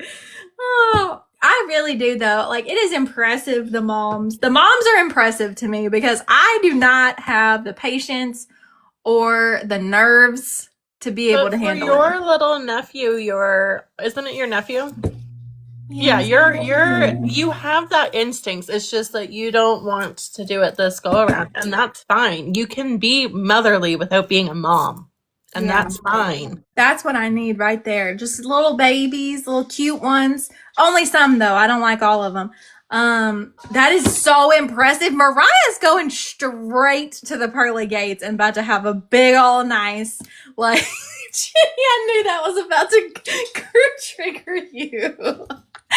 Listen, that woman deserves the things, okay? After this. Unmedicated with 6? Absolutely. I'm not diminishing that, but I was like, oh, we're going to the pearly gates with us. Absolutely. We might be. I mean, where are we going? If anybody deserves it, I feel like it's her. If only you knew who Mariah is, this little Gemini Scorpio. Oh, I love a good Gemini Scorpio. She gets down with the get down. Absolutely. Yeah. I love a good Sagittarius too. Hi. That's my rising. Yeah. I love a good Sagittarius. Big old bookworms, and I love it. That's another way, because we have that big why. That's another reason why we get along, is we have that big why of like, how and why. Yeah. Tell me more. Yeah. Yeah, a little bit too much. We get told a little bit too much. Listen, at one point we would do side quests so hard I called it splunking because that's what it felt like. we were splunking the shit out of some. We were pioneers on the astral frontiers. Oh my God, that's a good one. We should write that down. I love it. Jenny and Paige the Explorers. Oh my God. Not me getting the Dora Explorer fucking thing in my head. I hate them. My guides are roasting me right now. They're roasting. They love to roast. Well, even though they cop out and say, oh no, we don't, you decide. Yeah, oh yeah, they've been copping out lately and I hate it. I'm like, we are collaborating. We are a team. Get on board. Get on board. Yeah. Mariah says, I get along with Sag people very well. I am loving it. Yes, absolutely. I'm telling you, Sagittarius is very cool. Travis is a Libra. I get along with Libras very good. He said, So is Kara. yeah, They yeah. I can't help remember you what find his the rising balance. sign is. They help you find the balance. They help you navigate. I think Travis is looking up what his rising sign is. I can't remember what his is. Do you know how to do that? I don't think he knows how to do that. Chat GPT for the win. ChatGPT. Accurate. You've got him trained. I know it. By God, his ChatGPT's named Nova. Aww. I know. That's cute. I know. Oh gosh, this guy. While we wait for that to come through. We need to know. Inquiring minds need to know. Hello. But yeah, so spirit guides. Night. What'd you say, Jenny? I dated a Scorpio with Libra rising. That combo stressed me out. I bet. I can see how that, because Libras can take on different personalities and they're not very, they can be gone with the wind. And it's not that they're not trustworthy, but because your radar for deception is so attuned, when they change or they change course or direction, it's like, no. Libra, What the Leo, fuck are and you doing? Gemini. Oh my God. Travis's moon sign is a Leo and his rising is Gemini. Oh, I could see that. I can see that rising for sure. And I can see actually his moon sign too. Yeah, I can see the Leo for sure. Which is a funny thing because both Leo men that I know, him and my husband, are bald. That's hilarious. Isn't it? Yeah. I mean, Chris, being a Leo, he loves to take care of his beard though. Loves to take Well, care Travis of his will beard. have a beard whenever he's retired. Oh, yeah, that makes sense. Whenever we're not Working. working, yeah, then he has a beard always. Mm-hmm. And that's my stuff. Mariah goes, on point, yes. Oh, interesting. I actually do not know any Leo men. That's funny. Really? I highly recommend because they are a good time. Speaking of my own. Very multi. But a Leo woman. You don't know. I've had some Leo friends. I've had some Leo girl friends, and I have a hard time with girls that are Leos. Because they're cliquey and they can be the mean girl, for sure. Yeah, they can, and they're like very just. I like people They're that are in their masculine, feminine. Yeah. Like it's real hardcore a lot of times, which is fine. I mean, to each their own. It's just it's hard for me to get there with them. Yeah.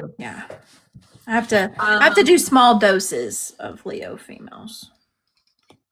I also think like there's more than just our sun sign too, because I think my aunt is a Leo, but she is an August Leo, and I really do think that changes things too. And she's more of a tomboy. She's more That's accurate. to herself. She's more doesn't really share with anybody, but everybody is gravitated towards her and info dumps, trauma dumps on her. Interesting. What's her moon sign? No idea. I'd have to look it up. But yeah, she I think you two would get along, but that's because of the rest of her like way that she is, right? Because she's more like you, where you're reserved, you test the water with people first, you're more observatory, you don't go giving away your heart right away, and it's like no, whoa. Nah. Takes quite a You're while. to your own people. You're to your own people. Yeah. And even then, it's like you keep your cards close. Yeah, because people be crazy. Yeah. And you get a front row seat to that. Yeah, a little too much. Your work. A little too much. Uh-huh. Yeah. I think that is. You know who I don't know any of, at least that I can think of? Aries. I'm an Aries moon.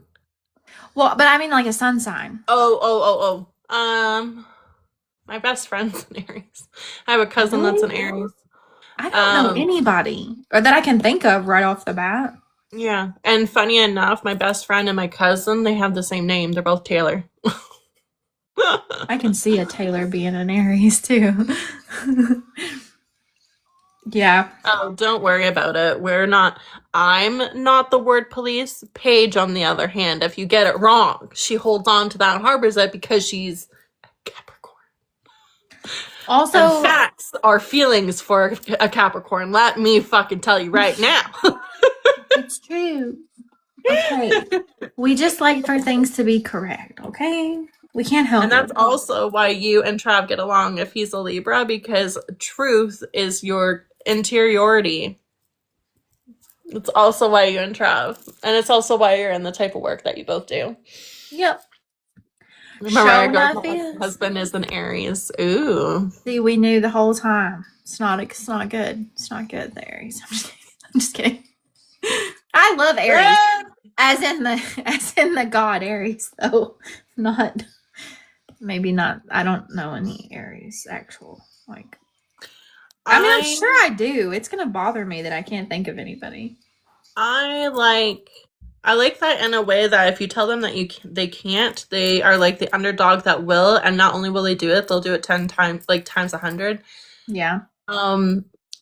It's not so much of the aggression, it's more of the inspiration, and that it's almost like they live in chapters. Within Aries, it's like they have different seasons of life, and they're each a part of the book. And not that anybody else doesn't have that, but it's more of like a real journey for an Aries to get that perspective and get to an objectivity like you've talked about for most people. But I find it's more true for an Aries because to pull out that hot-headedness and reaction, impulsive thing Dominant. with the fire. When I was trying to think of Leo females, it just now came to me. I was trying to think of the word dominant. That's the word. Very good. Very good. You did it. I'm very proud of you. It finally came 10 minutes later. Yeah. That's what she said. You're going to get us banned, you dirty girl. Nope. No restriction yet. Woo! Look at us. We're doing better than we did the last time. We knew the whole time, Mariah. We knew he was going to be. Obviously, that's why he's an ex-husband. Yep. We knew. Yeah, but you know who gets a bad rap and he doesn't deserve it? Aries. The god? Yes. Yes. It makes me so sad. He is very good to work with. I agree. He will teach you to stand up for yourself. And like people are like, oh, he's too aggressive. Or they make him out like he's too aggressive. But it doesn't have, like, that's kind of in the eye of the beholder. Like, if you're not an aggressive person, that's not how he's going to come at you. He's a great guardian. Yeah, he really is. One of my favorites. And he helps you find the spark within yourself. So let's say you're a passive person, you're a people-pleasing person, and you're somebody that has a hard time with boundaries and sticking up for yourself. You're gonna get a boot camp on that. But it's gonna be not in a get down, give me 10 push-ups until you feel like you matter. Like, it's more of a, okay, we're going to go over this hill, and then you're going to try this, and then we're going to go and do this, and you're going to feel inspired to go try. Mariah goes, I have learned to stand up for myself way too well. Didn't used to be. But that's also, she has a connection with Lilith. Heyo. We love Lilith around here. Well, I love Lilith around here. Listen, we've had our discussions, Lilith and I. But and you know she what? has come around. I used to hate Lilith. I know you did. Hate's a strong word, but it was pretty much there. Yeah. I'm not a I fan. didn't have it as bad as what you and her have it. It was more of a friction of we're too similar and then dissimilar. It's like a parent and a parent and a child relationship where it's like if you're too similar you butt heads at the same time. Yeah. And I'm not saying that she's my mother. I'm not in that camp. But No, we know. we're both strong-willed women. We both fight for what we believe in, and we do not succumb to oppression. I do not bow down because of what other people say I must be and fit in within, because I am too go with the flow to sign myself up for that. But I came to that on my own without her. I could see how her archetype could be beneficial and like her teachings, and I have opened up to like, if you're gonna do it now, because like I have the capacity and the bandwidth. If you're interested in working with each other, this is my calling card, if you will, and nothing's come of it, and that's fine. I love her Just because not she's right now. one of the few who, in my opinion, like of the female deities, who celebrates her sexuality and her sensuality while still reminding, Me clutching my pearls for my girl Egret. Hello? I mean, no, okay, I said the few, not the only. Fun. But yeah, like she's one of the few who can celebrate her sensuality and her sexuality while still remaining very much in her own agency. And she's very, very, very strategic and cunning in a way that I admire very, very much. Like, you can learn some things from that woman. I would agree. And Agrat, for her, if we're going to talk about Agrat, same thing. She's very, very, like, even more so overtly sensual and sexual, and is very much into her manipulation. Well, not that. I mean, yeah, that, but it's manipulation in a practical way. It just makes it sound bad. Like, I know it, but it's you could flip it and turn it into an alchemization of using spiritual properties and magic. Yeah, because you're turning one thing and making it another, and emotions. It's quite easy. But she just like stands her ground, and she knows her worth, and I appreciate that, especially about Agrat, because she knows and her. I like Nema. Nama, yeah, I love Nama. And oh gosh, what's your name, homegirl? I see you. Help is on the way. What is your name? Oh my gosh. Starts with an A. I know there's so many. Ha. What are you? Is it an infernal or a goddess? Yep. Skinnier. Oh, what's her name? She has black hair and she usually has a red. Oh, what's your name? What's your name? I'm literally drawing a blank. I cannot think of who you're talking about. AD.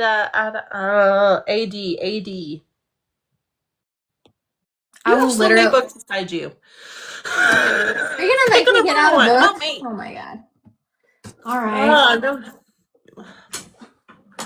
Where are my books? Come to me. And I found it. Okay, here I come. Why can we not think of this? This is outrageous. I know. Isn't it? I know. Maybe she doesn't want us to talk about her. I mean, we don't have to. I can send it to you after, but it's bugging me. Whee! I literally don't know why we can't think of this. This is crazy pants.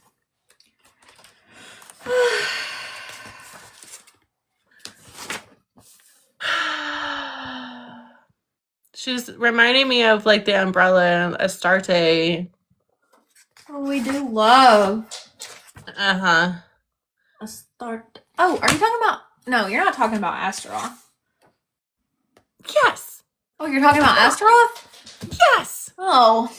Oh my god.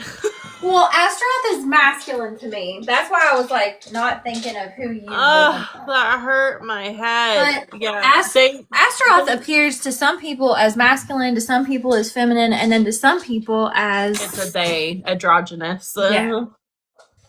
I get androgynous and femme majority of the time. Yeah, he always looks a certain way to me.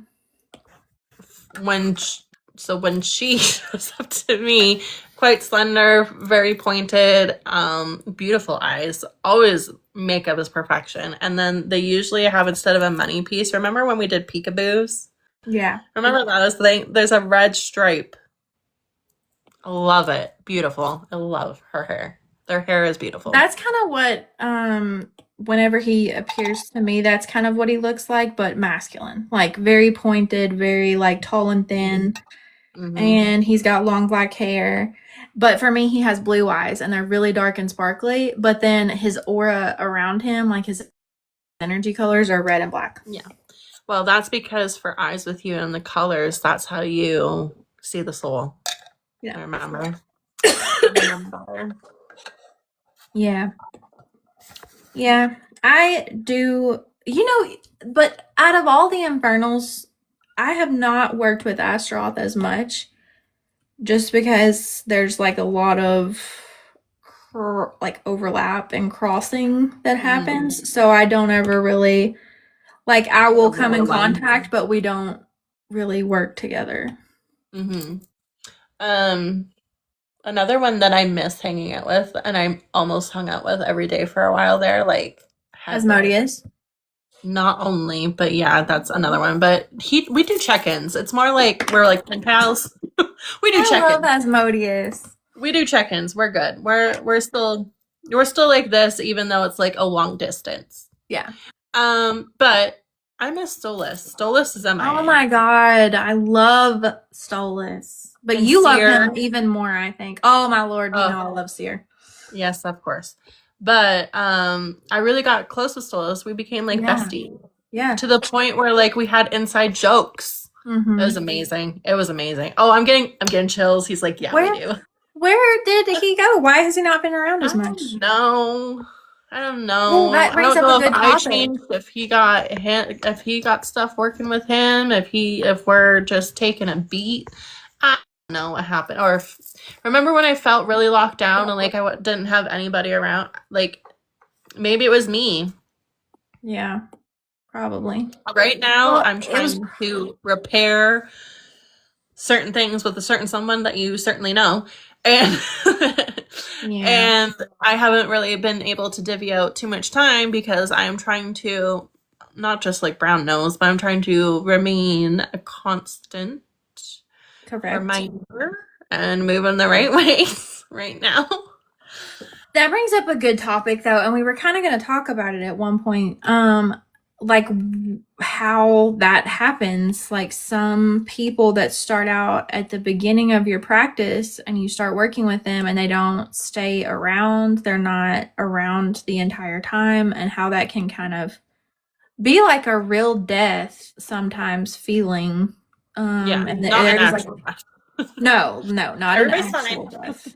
But like it feels like that type of grief sometimes, and can be really hard because you get, especially if you work very close with your guides or your ancestors, or if you work with deities, it can be really hard whenever they kind of take a step back for whatever reason, and they do take steps back for if you need to learn a lesson, if they want you to work with somebody else, if they have things that they need to do that they are not really able to split their time, because they're not infinite beings. They have limitations as well. They're just different limitations than we have. Exactly.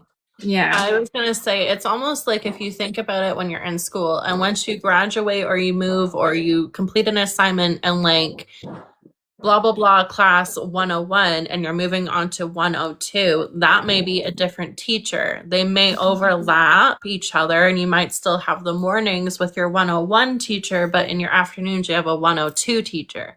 they're still around and they're still within the building, and you're still able to have like a counselor chit chat with them, an after school meeting with them. Like, you're still able to have them as a teacher. It's just they're not predominantly there anymore because you're hanging out and learning more things from this other time. So it's not that it's gone forever. There's a connection, and it's a choice because we do have our free will. And the way that her and I like to practice, we like to do it in a collaborative way where, like, not only are we choosing, but we ask them to choose and make a decision for themselves also, because a lot of times some people that we've experienced in a spiritual practitioner way, it's them demanding of their knowledge, of their time, and that's where they We're working with them when it's convenient.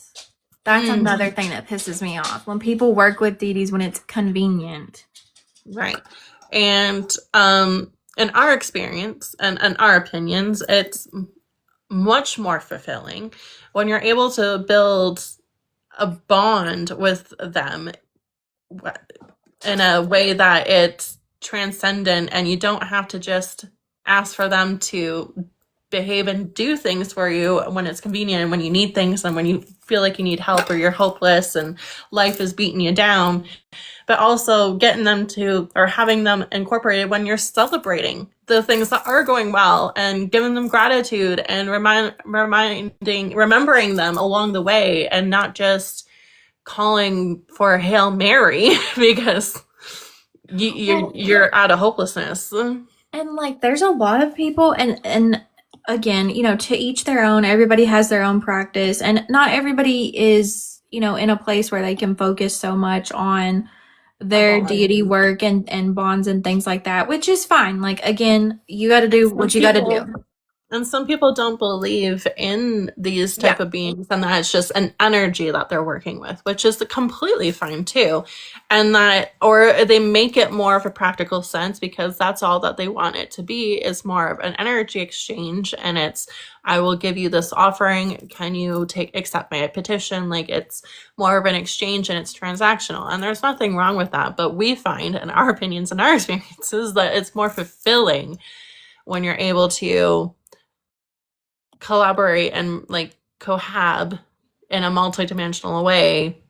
Like, for Because her and it's I, just we like, have even spaces within our homes, not just altars, but actual like spaces that our beings like to inhabit, like to recline on, like to be near, that they know is theirs, that it's for their use too.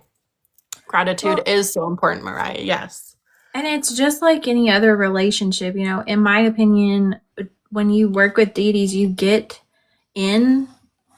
what you put into it. So if it's very transactional and you're only coming to them when there's something going on, that's fine, but just be prepared to know that there might not be around other times unless you are specifically calling in for something specific, because that's the type of relationship you've set up with them.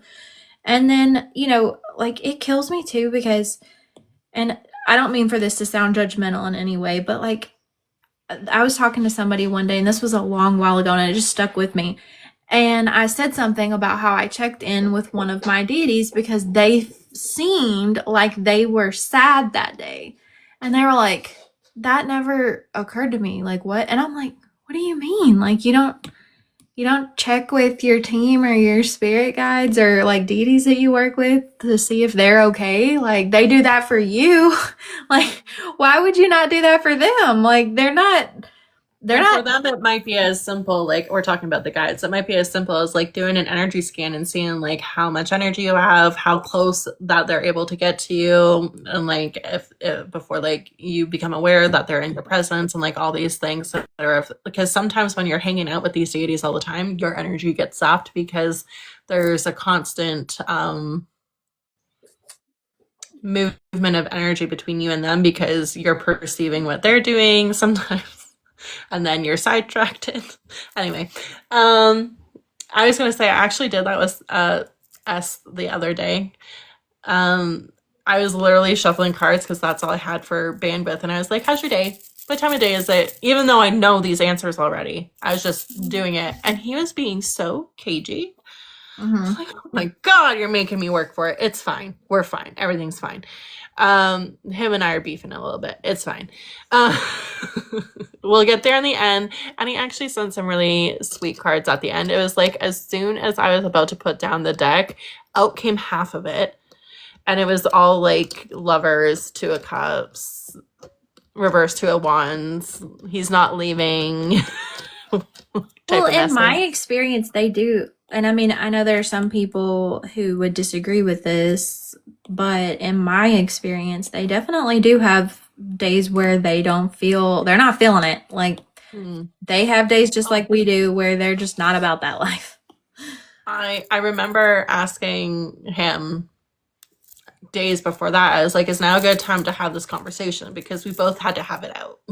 We both needed to just lay the cards on the table with each other, because there was things I could feel he was harboring and he wasn't letting come out, and he's opened up the tap a little bit. But then I had to make the first step because I was the one that did the fuck up. Anyways, this is very personal.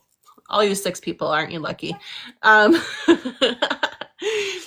But I had to say the stuff and things, and then it's like the reading and the cards and the information and the messages that I was getting after that became more free-flowing, because there was this, I need to hear from you first before you go demanding from me what you're asking. It was more of but the underlying like tone is, we're not done, you and me. I'm not going anywhere. I'm here for you. And I know I can call on him if I need to. And I don't raise a red flag very much at all. If I'm doing that, there's something really bad happening. And and I would go to her first because I would be crying. Help me! I'd be like, who's messing with my Jenny? Literally, but worse. Anyway, and then the whole brigade would be sent upon whatever's happening. But I would also he'd be like number 2 on the emergency contact list. If I was being truthful, it'd be her than him. Like, I don't know what's happening. Mariah said that the Morrigan's in and out for her, and it took her a minute to understand. The Morrigan, in my opinion, there's not a lot. Let me put it this way. I have not met a lot of people who the Morrigan stays, because I think she likes to come in when shit is just hitting the fan. Like, she's very much a tower moment deity. I mean, that is, if you study a disruptor. Her lore, that is what she is. She is an omen bringer, and what is an omen but, the herald of a tower moment. So she's literally like, that's just her personality. And I know that there are some people that she stays around all the time for, but I have not met many of those people. She's a great I love her. Oh yeah, we ride for the Morgan over here. We absolutely do. And like, she's just very good, and she's got like a niche operative job role that if you always had to rely upon that type of person, let's say, if you like make it into like human categories and you needed to, thanks for the heart, me. If you needed that job role and that type of person all the time, it might be worthwhile looking at why they're always around and why they're instilling the type of energy and moving things and disrupting it and trying to get you into a movement out of that, so that those cycles and patterns don't keep happening, because it's trying to be like a reflection of, hey, this isn't working. Do you feel it not working? Okay, it's really not working now. Yeah. She comes in, helps, kicks ass, and leaves. She lets me know with a yes. Yep. Okay, so there have been times when a lot of the people or the deities that I've worked with have come in and, like, gotten after somebody, but the Morrigan is like, number one will come in, and she is like not about it. Like if she does not like another deity or another anybody being around, she is like straight on them, ain't having it. We're going to war. And I'm like, hell yeah, Morgan. Like, let's go, man. Like, what? And she is very, very protective over the people that she works with. And I love that about her. I just got chills. Yes, me too. I did too. All over my arms. He's like, oh, my girls. I know. We stand for the Morgan. You know who doesn't get talked about a lot, speaking of the Celtic mothers, is Maeve. Oh, well, where's Kara? Right, Kara to the center. Yeah, yeah. I don't. When she leaves, I get 3 crows for days. I love working with the crows. I also attribute the crows to some other deities and guides also. And also a lot of ancestors. Ravens. Oh, I love ravens. They're so good at going between worlds. I love them. And now I'm sad about Stolas again. Don't be sad about Stolas. I have a funny story about that, though, about the Morgan. And then also, Mariah said gratitude is so important and sometimes hard to remember. And this story kind of goes in with that. So hold on, let me get it. So basically, whenever I first started working with deities, one of the first ones was the Morgan, because I'd always been interested in her and always thought her lore was so interesting. And so I was like, I really, really want to work with the Morgan. And the other one was Lucifer.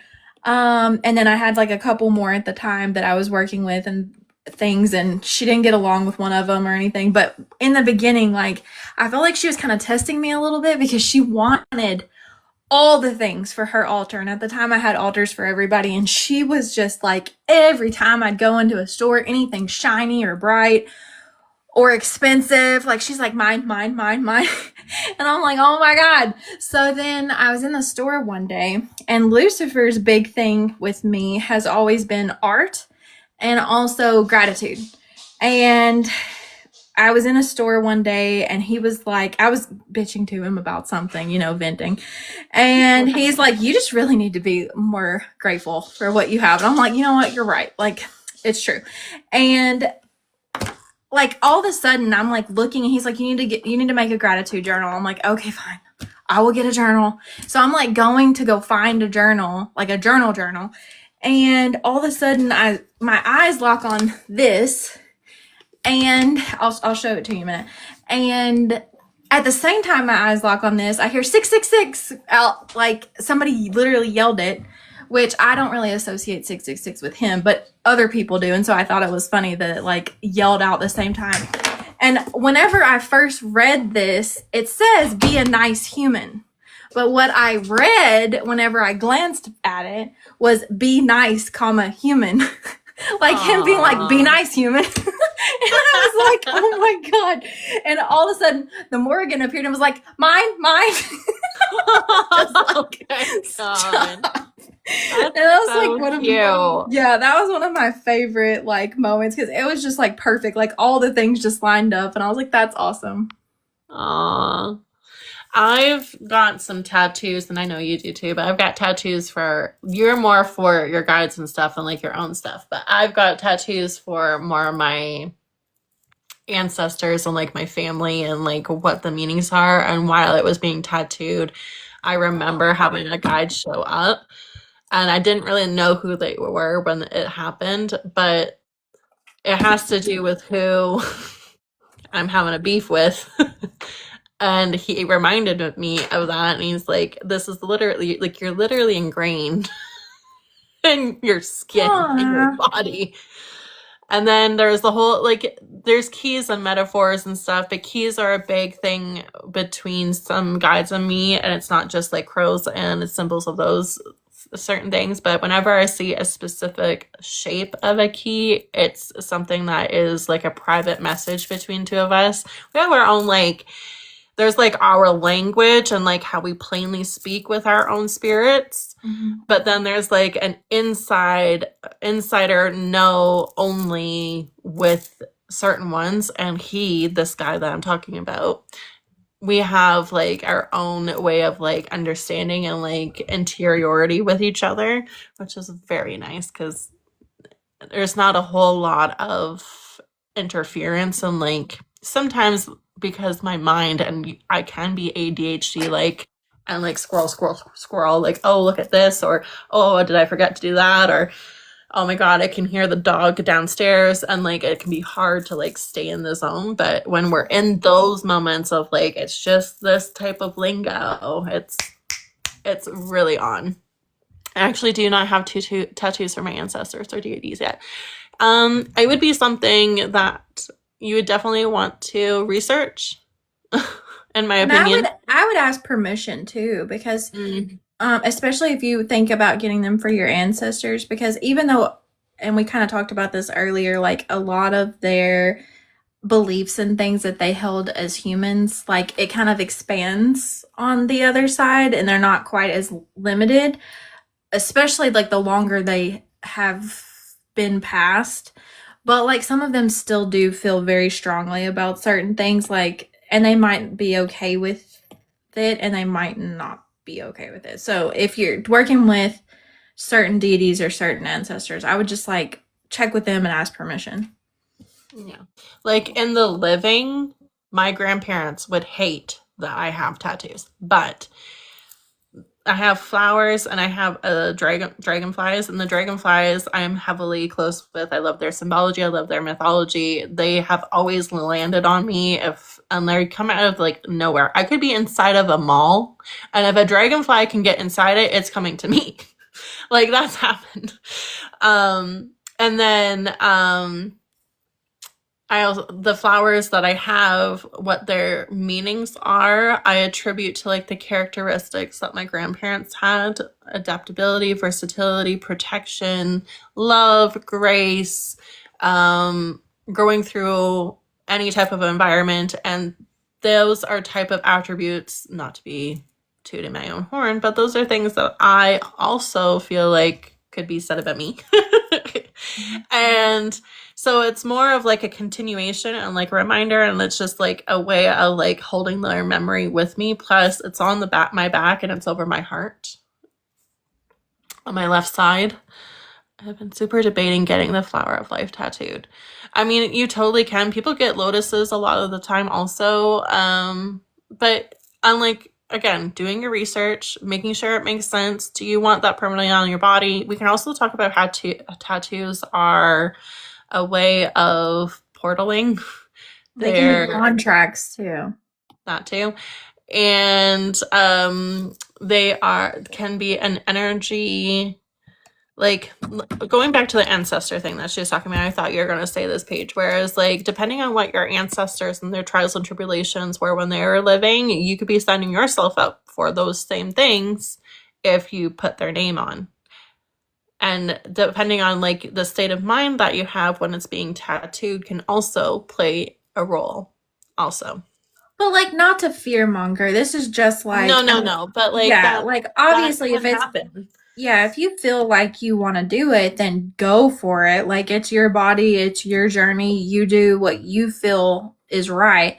But these are just things that we've noticed like as we've gone along. And I would just say like, just think about it and think about all the different things and sit on it and ruminate with it. I probably wouldn't, since it's something that, it does have larger meaning than what people sometimes think that it does. I probably would like sit and think about it, not just be like, one day I'm gonna go do this. Like I'd probably sit and think about it a little bit.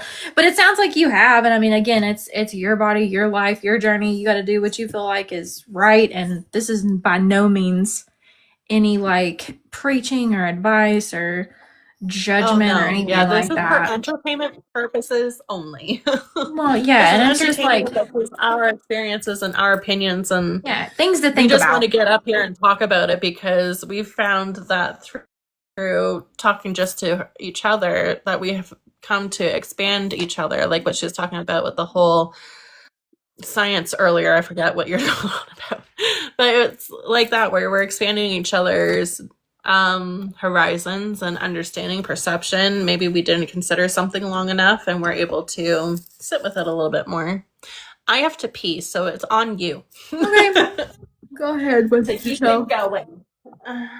Yeah, I mean, if you're not 100% about it, like, and I have tattoos. I have, I won't go into all of them, but like, I have, most recently one for Apollo. Actually, I have technically two for Apollo, but that's beside the point. But like, I checked with him to make sure it was okay. There's another deity that I work extremely close with, like my ride or die, and has been since my very first like moment doing spirituality, basically, or being involved in my spiritual journey or whatnot. But even though he is like so close to me, he's like, I would rather you wait to do something like that for me until, like, he has some parameters basically that he wants to meet before I would do something like that. Like, some of them are okay with me just doing it kind of like willy-nilly or as an offering, but like for him, he wants it in a certain way at a certain time.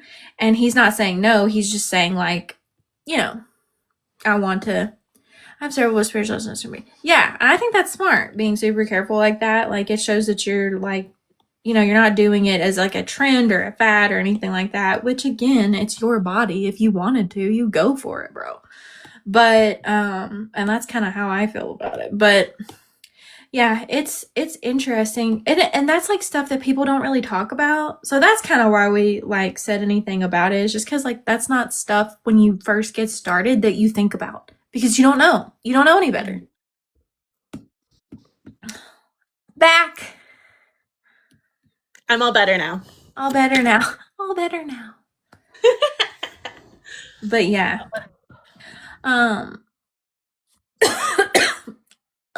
Like, I have this one for Apollo. Ooh.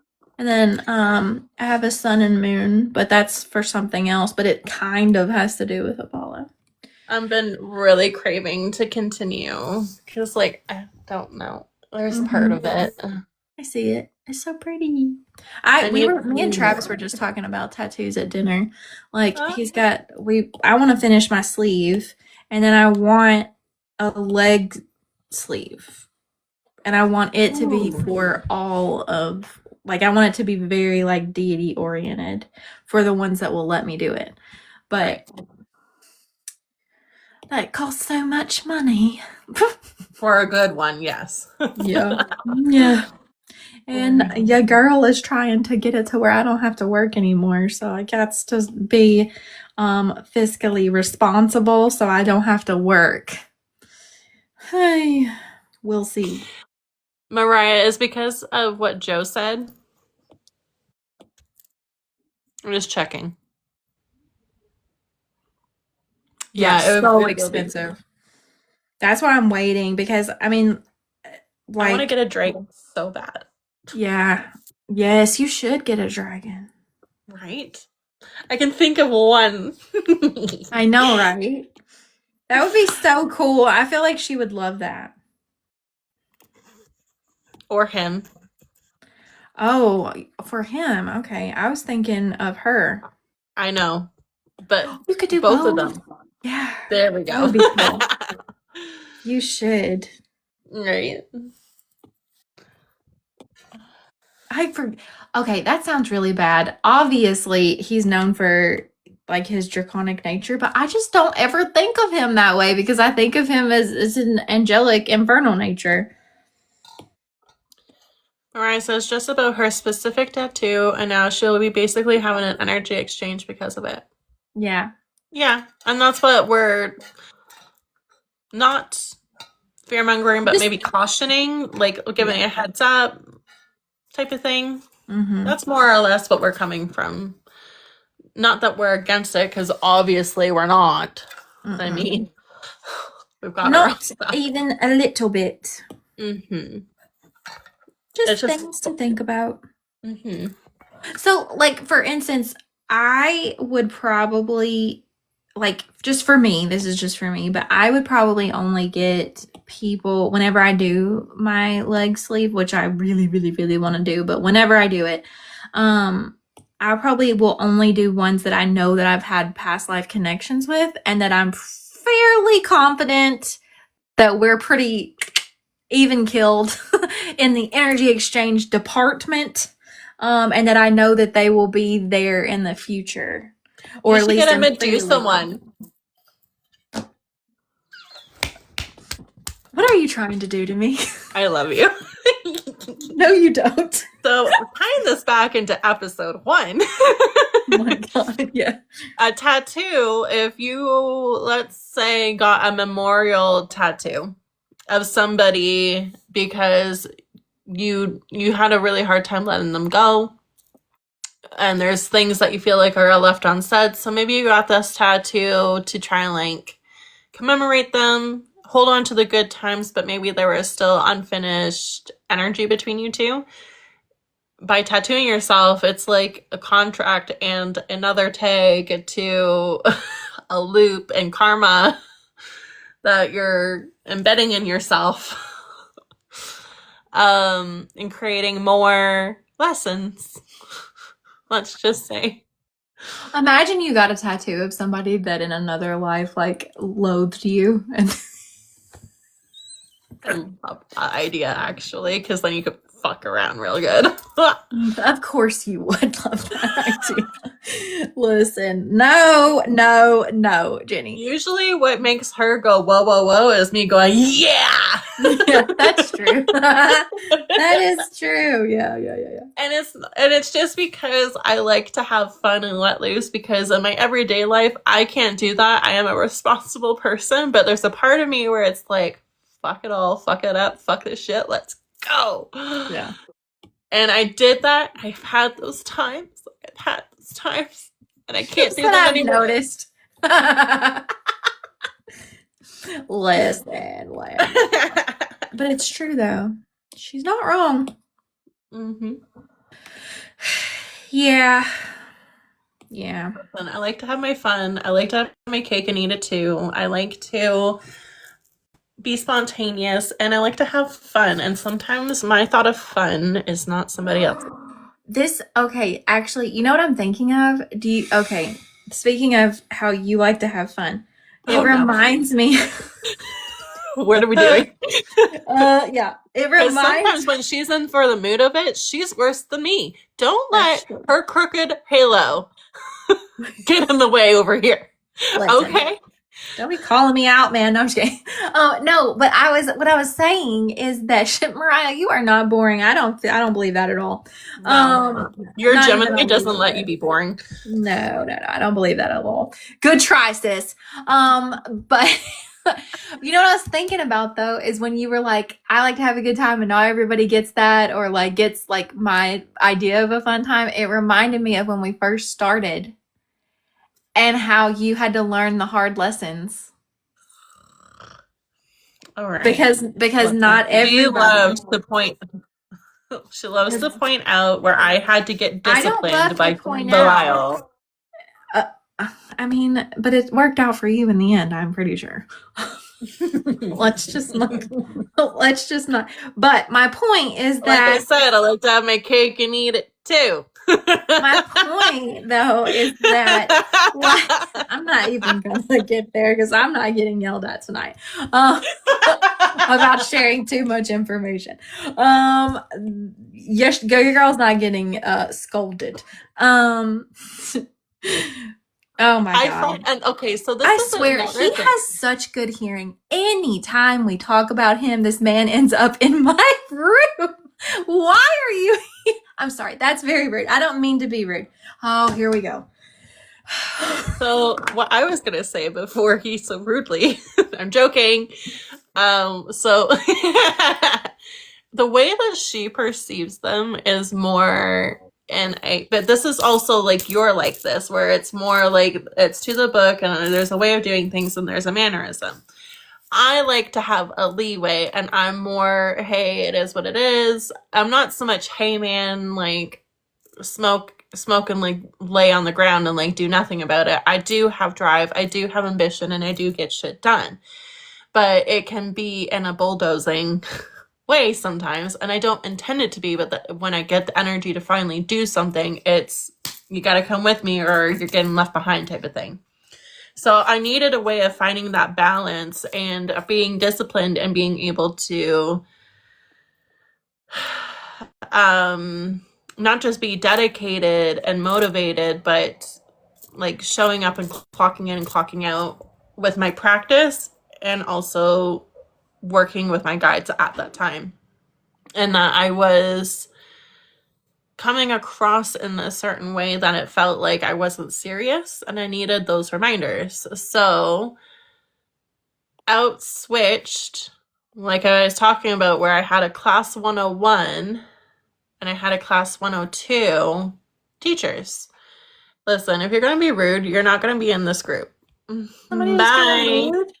Yeah, somebody's being rude, talking about triple thumbs and shit. So That's very rude. Belial switched with a guide that was in a, what do we call them? Leviathan. What his role at that one time before King Belial. Yeah, what's that word? Oh my god, it starts with an A. Why are words so hard for us today? Oh my I don't god. know. Maybe I'm rubbing off on you. Sorry. It must be. I'm sorry. Hold on. It's not a it's a This is ridiculous, bro. If you had not asked me, I could have just spouted it off. Well, spout it off now. Oh my god. Why? Aggressor? No. Hold on. What the fuck with these know, words today? Started with an A. Listen, A words, man. Today, man. Oh, it just about came to me. No, come back. Oh, it was right there.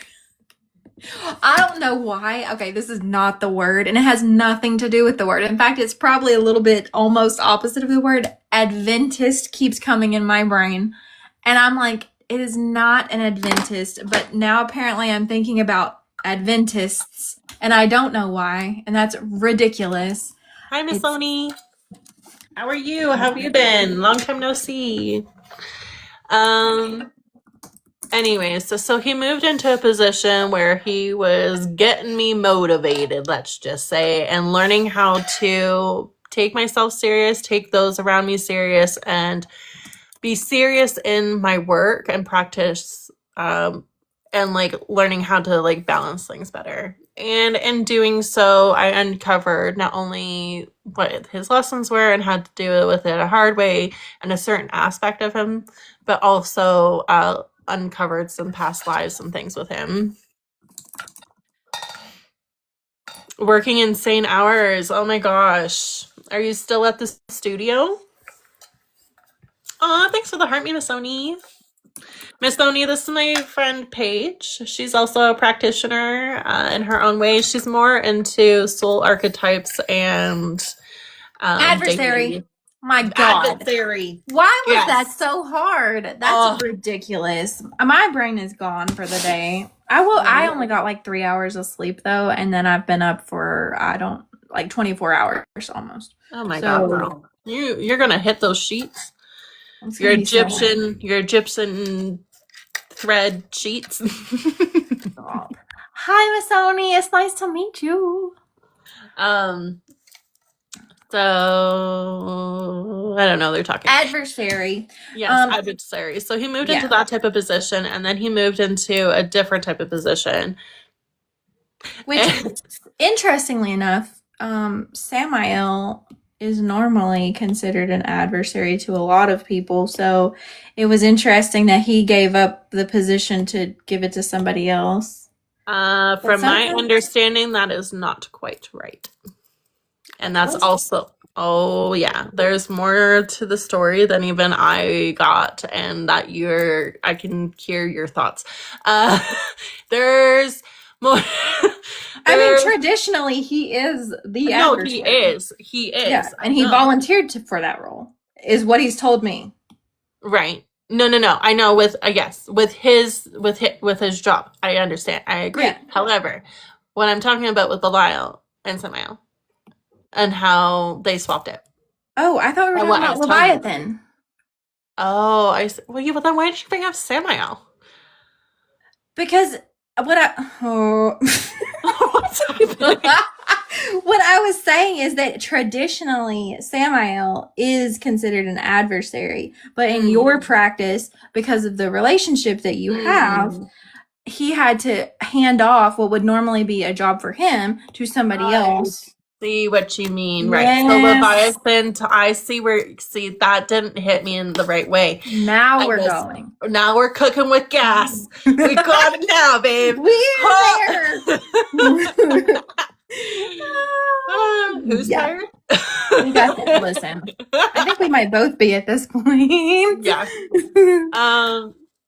Okay, so Leviathan was at it, and like sometimes he still circles back, and like it's more of banter between us now. Like we're pretty good, him and I, but Belial moved into that position because I needed to smarten up, and I did. But I still am who I am. Yes, if you want to stroke this girl's ego, please compliment her on her aesthetic, because she loves it. Well, she was saying that she likes my book collection. I know, I saw. I was like, I love books. That's like giving her a cookie. What you just did is like you just handed her the golden ticket. Like she just that made her peacock feathers ruffle. You know what I mean? I love the books. The books are the thing. They're the thing. And also, if you peep the masks, you will definitely stroke that ego a little more. Wow, look at the lights. Wow. Pretty. Oh, Sony, thank you. That was so pretty. I love it. What else can we talk about spirit guides? So maybe the roles. We're talking about the job roles and things. So there's an adversary, there's a teacher, there's healers, there's like an overall, if you want to think of like a principal type of role. You can think about like a peer mentoring. So like when I was talking about Stolas earlier, Stolas and I sometimes would just like body double in the sense where like I'd be working on my things here in my own world as a physical Jenny, but mentally astraling and being in his office, which hundo recommendo, it's beautiful if he ever lets you in. And he was doing his work and like dealing with like messages and whatever he was dealing with, and we were just like as if we were colleagues jibber jabbering and talking and like hanging out. And those are some of my peak best fucking times, is just like in the mode and like you're both just vibing off each other. I miss him. You should just be like, hey, hi, buddy, come back. I think I've said his name enough times now. He's probably like, oh my god. Yeah. He's like, Jenny's fangirling me. We are. We are. Which, you know, makes them blush. Yeah. Which is just precious. It is. He's like, oh my god, shut up. And then there's like the guides that are specifically for like tower moments, like what Mariah said earlier about the Morgan, or ones that are about like inner child work. Leviathan was a big inner child work person with me. And like that one, he's also the one for the longest, not so much anymore, but for the longest, like if I would get triggered by something because I was working through shadow work, they would send this poor Leviathan in and be like, go talk to her.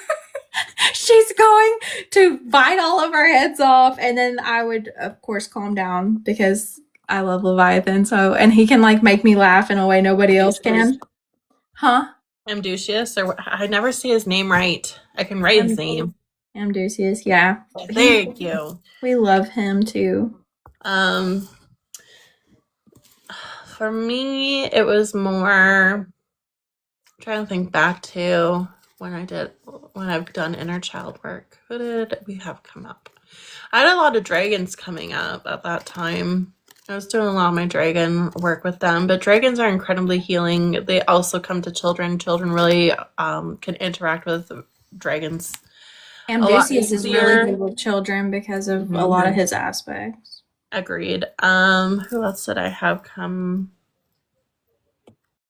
I also get along with a lot of nature, like Deities. animal, just like animal Oh, yeah. spirits. So like bear, wolf, you know. Trying to think of what I had for inner child. Who was my inner child guide? Feels like so long ago.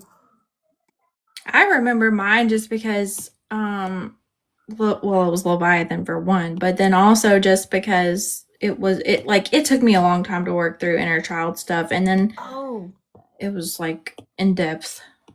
It starts with a V. Siren. Vipar. Thank you. Oh, the names tonight, dude. I know. I don't know what's wrong with us. Maybe we're name dropping too much, and our brains are like, no. Oh yes, Lilith. Yes. No. Bighorn when I was in the desert. Oh, I love that. We were talking about crows and ravens earlier. That was a fun moment. I also Maeve was my first dark feminine to come forward, was Maeve. Queen Maeve, if you will. Hi, Outlaw. What's up? Don't you think that Mariah would like Lilith? I get a good feeling about that little partnership. She's already in touch with Lilith. She's a Lilithian. Hello, Hillary. Hillary, welcome in. You've missed a hoot and a holler. Oh my goodness. But yeah, we've been talking about, for those that are just joining us, we've been going on talking about spirit guides, different roles they can take, how we've gotten our ass handed to us by them. We've talked about the connections and how we can have like our own like side lingo, like an inside interior conversation and way of language and interpretation with like certain guides that we build long bonds with, and that we've talked about tattoos and the symbology, so that if you end up getting a deity or guide tattooed on yourself, to commemorate them, to memorialize them, and what the energy can tie to you, because it's a permanent mark on yourself. We have talked about 3 or 4 years that we've known each other. We have talked about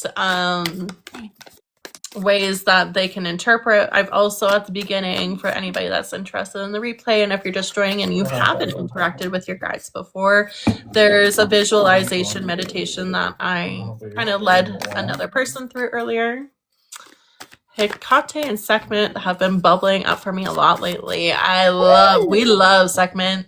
We love Bastet. We are here for them. Absolutely. I love that warrior. That fire.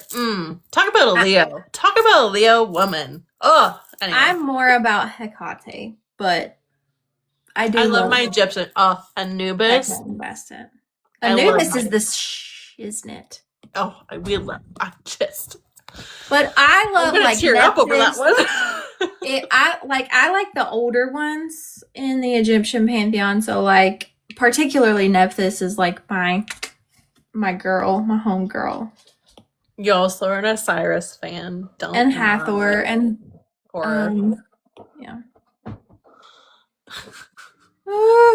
I've never heard of her. Then all of a sudden, she's been popping up for me. Aww, she's so wonderful. I love Anubis. I love that, Mariah.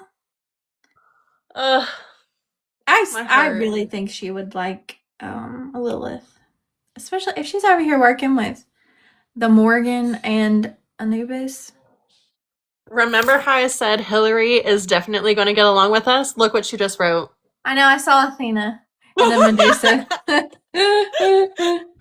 I love that. You fit right in, Hillary. It is You true. fit right in. So when I first started out with like my journey and all the stuff and things, and when we first started out, and if you go and look at our first replay that's posted on my YouTube, you will see when we were talking about karmic ties, and I vibe with the archetype and the symbology and like Medusa's story, and she is more an Athena, not a devotee to say, but like she more vibes with her archetype. And it just made a hell of a lot of sense when I was talking to you earlier that like things were hitting off so well. And when you said that, it's just like another tick off of like commonalities between spiritual people where it's like, hey, yeah, we would vibe. We would get along. Atlantis deities, ooh. I also love Sedna. Her story resonates with me, especially being near the ocean. Oh, yes. Sony, you're on the Pacific side? I think you're on the Pacific side, aren't you? Mariah says, I wish I was drawn more to ocean. Your girl has water trauma. I was like, Truman. The Truman Show. I was like, the president? Like, what's that have to do with anything? Right? Yeah. Hillary, I've never known anyone else connect with Athena. Well, now you do. I can appreciate the role and job that Athena has to carry. I can understand from a healed perspective what trials and tribulations that got her to where she was and different epithets that she has and how the choices made and then thrown towards Medusa and the damnation that she had to wear because of it, that it was a damned if you do and damned if you don't decision between them two. And there's a whole bunch of ways that we can go about that, but she willingly came through to me one day. Right on. I mean, I think she is an amazing warrior. I think she's very good at her job. It was one of those situations where she had to act on principle but not emotion, in my belief. I would agree with that. Are you doing readings, Jenny? I hear cards. I always have my cards with me. It's like my emotional blanket. Also, when I'm talking, if my hands are busy, I'm better at communicating. I'm one of those type of people. Hi, Bina. I can do readings, Miss Oni, if you're interested. You will always hear her cards. Exactly. Yep. Girl, I got some. Oh, I remember when you did that reading for me right shortly after my grandmother had passed last year. And that was so dead on. You were a very good reader. I am so impressed. And sometimes when I come across your videos when I am on TikTok, I usually try to like and repost. You're getting so far ahead. And do you have a podcast now, Miss Oni? Are you podcasting too? We're trying to podcast. This is like ground zero day, like episode 2, and it's very loosey-goosey over here. Hillary, yes. Cool. But her tapestry and weaving is like amazing. Mm-hmm. Oh, that's so cool, Miss Sony. Oh, I love that. Speaking of creating your own deck, look what I started. I didn't draw anything. Relax.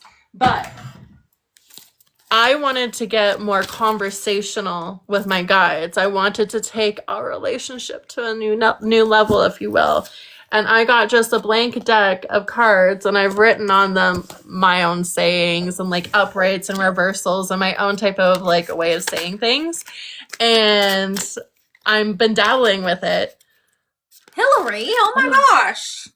Oh, wow. There you go, Miss Sony. There's somebody to interview. A Canadian baddie over here. And medium. Are you selling on Etsy? Are you selling on Amazon? Shout it out. That's awesome. Yeah, because I have like a whole collection, so your girl will probably be buying some, Hillary. You were selling on both. Oh, wow. That is so cool. That is cool. That's how you started. I love that for you. I went a different direction. I went more the clientele base version. Thanks, Hillary. Hillary also used to have a podcast too. She was telling me. I was live a little bit earlier today, and that's when we met. That's so cool. Hillary, you need to contact my friend Joe. My friend Joe is big. Miss Sony and Mariah know this. And she is big into true crime, and she will love those type of decks. I became obsessed with decks. It's worse than tattoos. I love that, Miss Sony. It truly is. I've got at least 3 beside me right now. I've got mine. I've got my Light Seers tarot deck. It's my tried and true, always use, my go-to. This is my ride or die. This is more of when I feel like I'm depleted, and it has like the up, right, and down. When I feel like I'm not getting clear answers like I usually do, I go for this one. And it's got the traditional rider weight on it. Just a classic.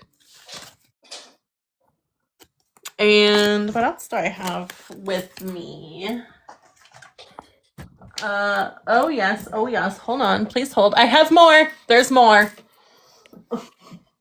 I love how this became a show and tell.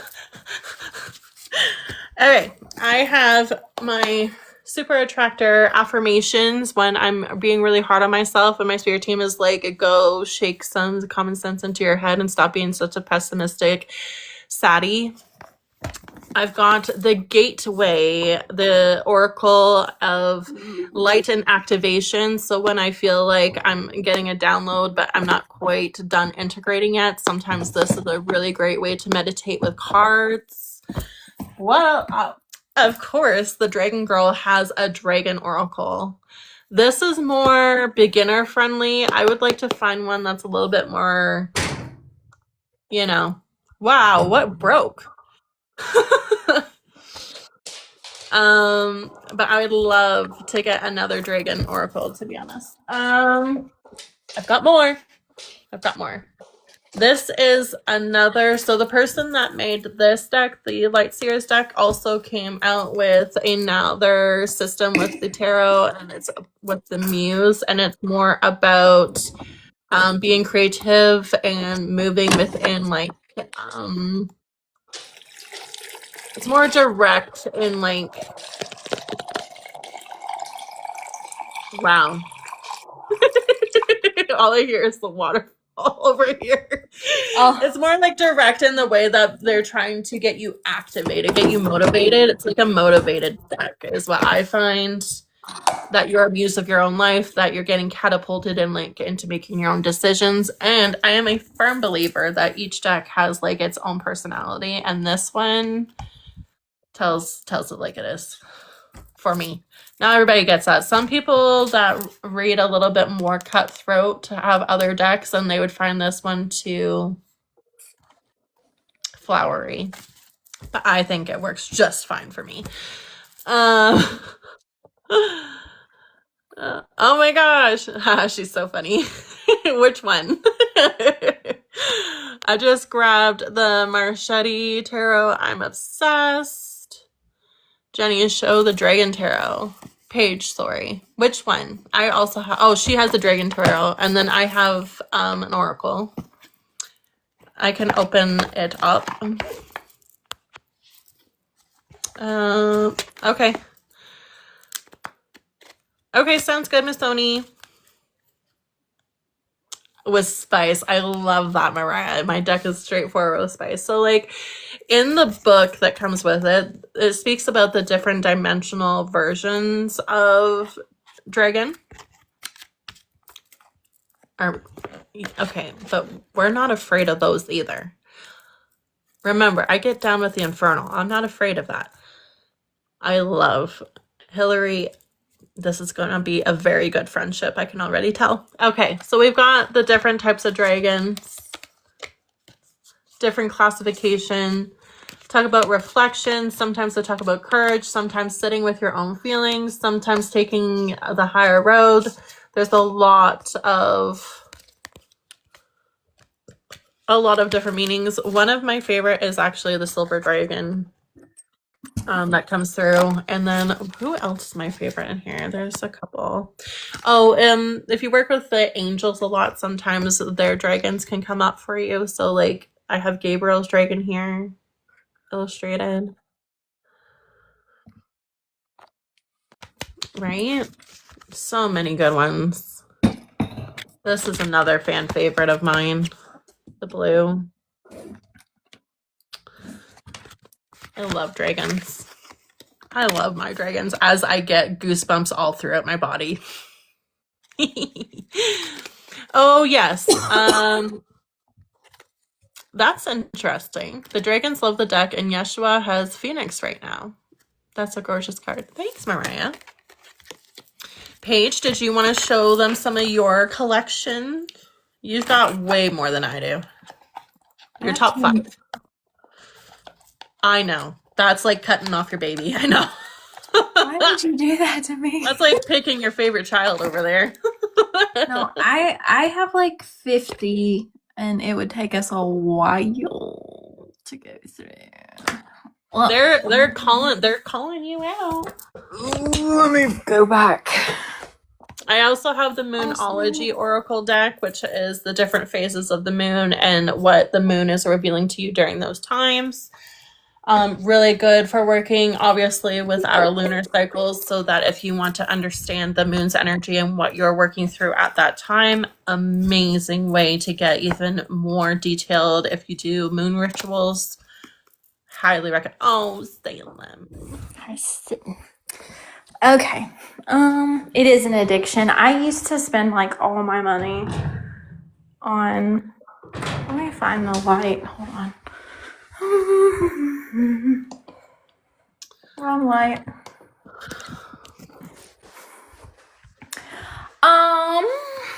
Well, I'll go slow. And then if y'all want to see like more in depth, I can like take one and show you. But I have like a lot. I think somebody said a dragon tarot. This one is one of Leviathan's favorite. The Crow Tarot is obviously the Morgan's favorite. Even Hecate might go for that too. Yeah, I like this one a lot. I have that one too. That's one of my favorites. I love that one. Right?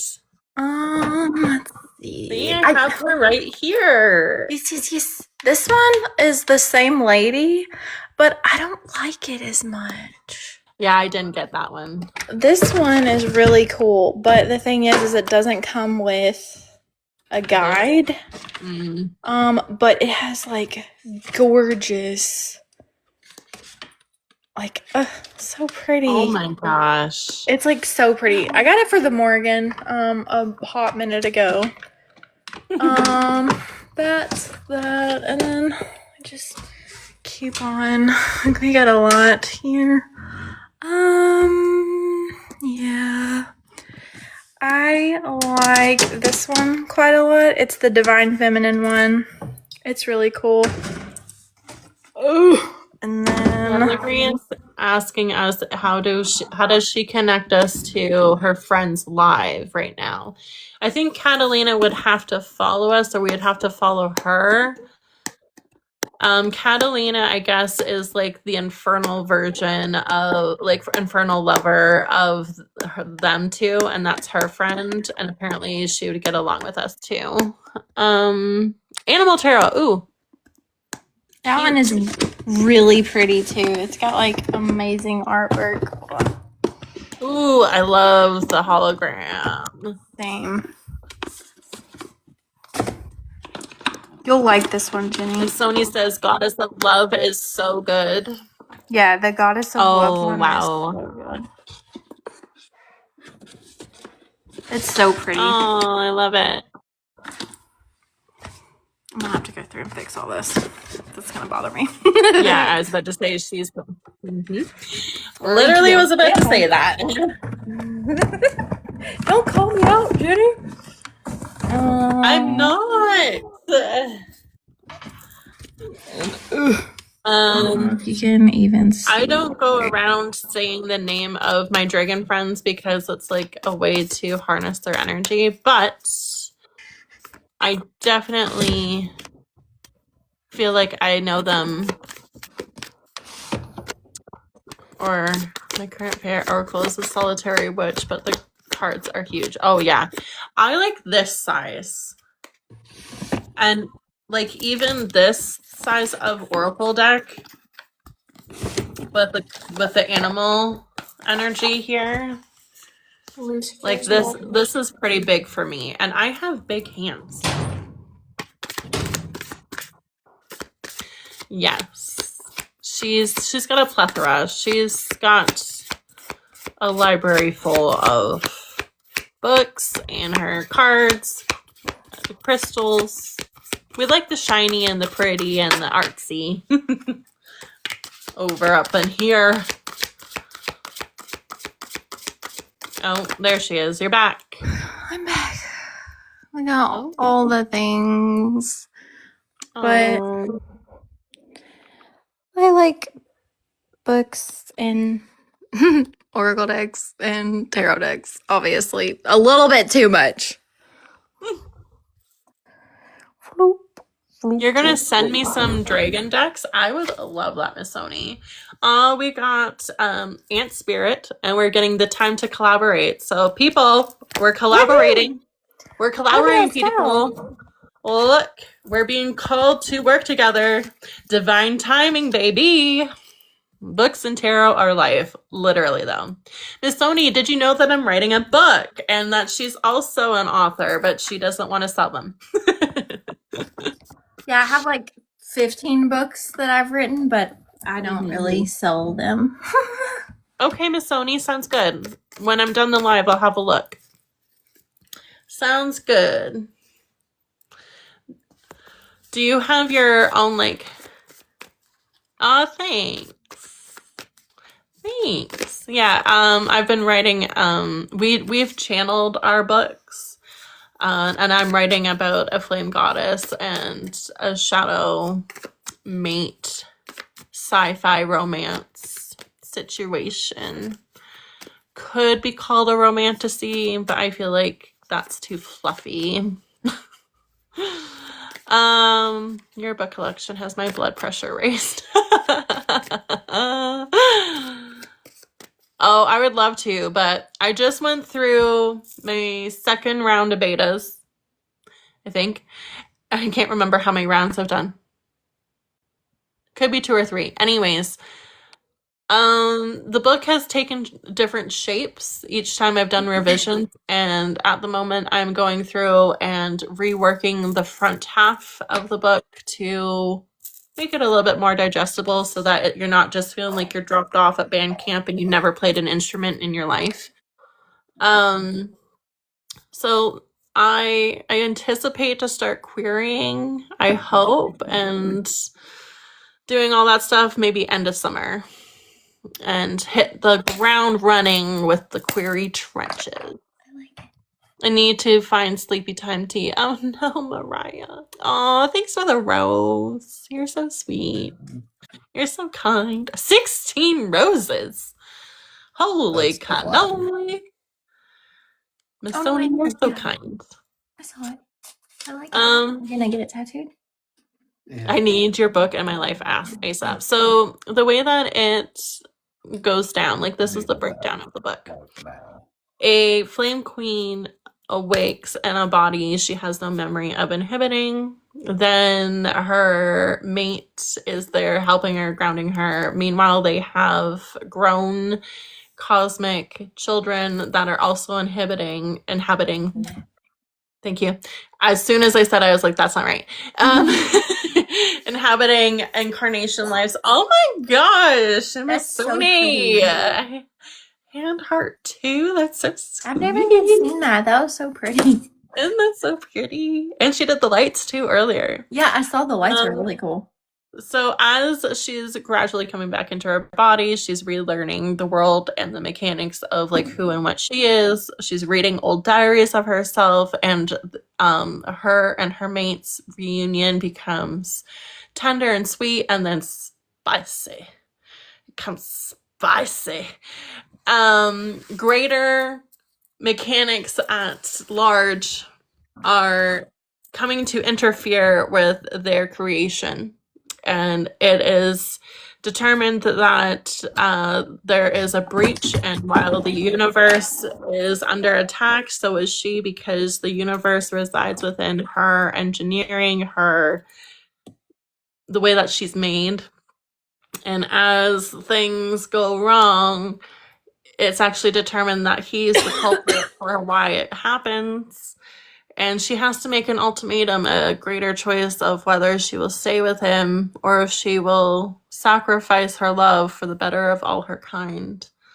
And we don't know what's going to happen with him, and the last end of the book, you don't know if he's going to come back or not. Love and twinkles. Love and twinkles. What? What's happening over there?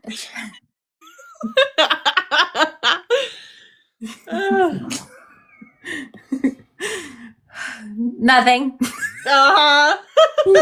You're such a bad liar. Listen. Y'all are all trying to get me in trouble. Minding my business. It does sound awesome. She's been doing all the things. I'm so proud of her for working so hard on her books. And she's been promoting them, doing all the things. You go, girl.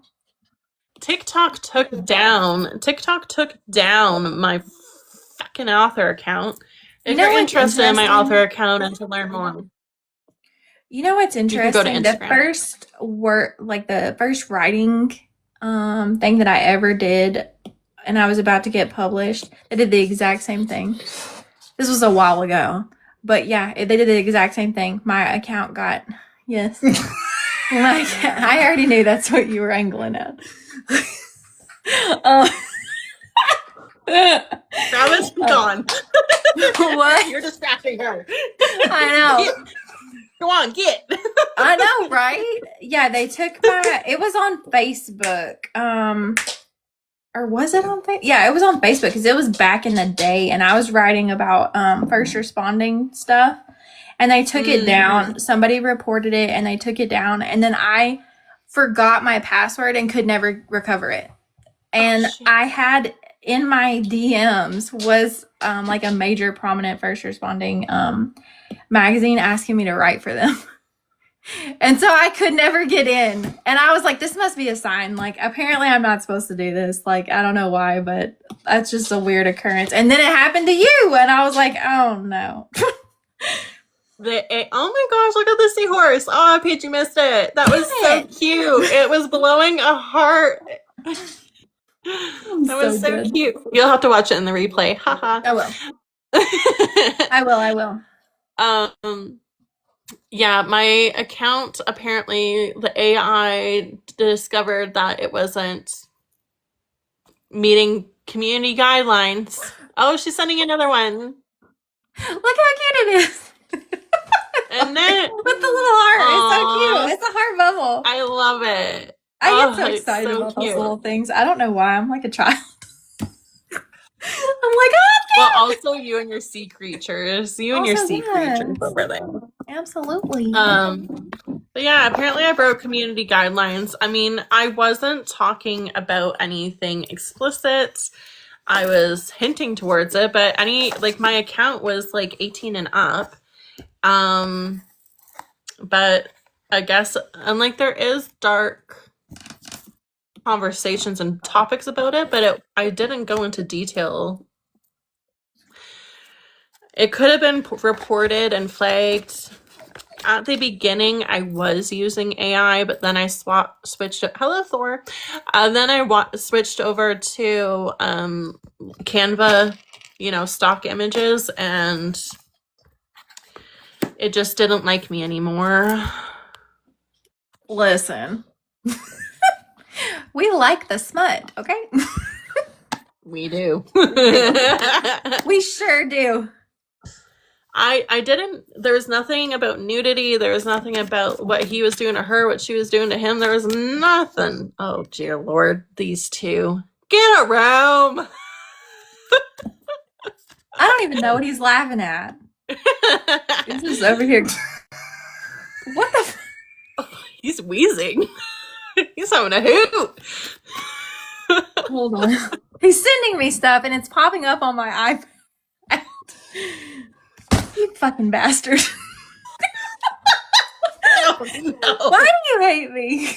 I love you so much. Delete that. No. This instance, sir. Oh, no. We're watching a domestic. They fight so sweet. It's sick.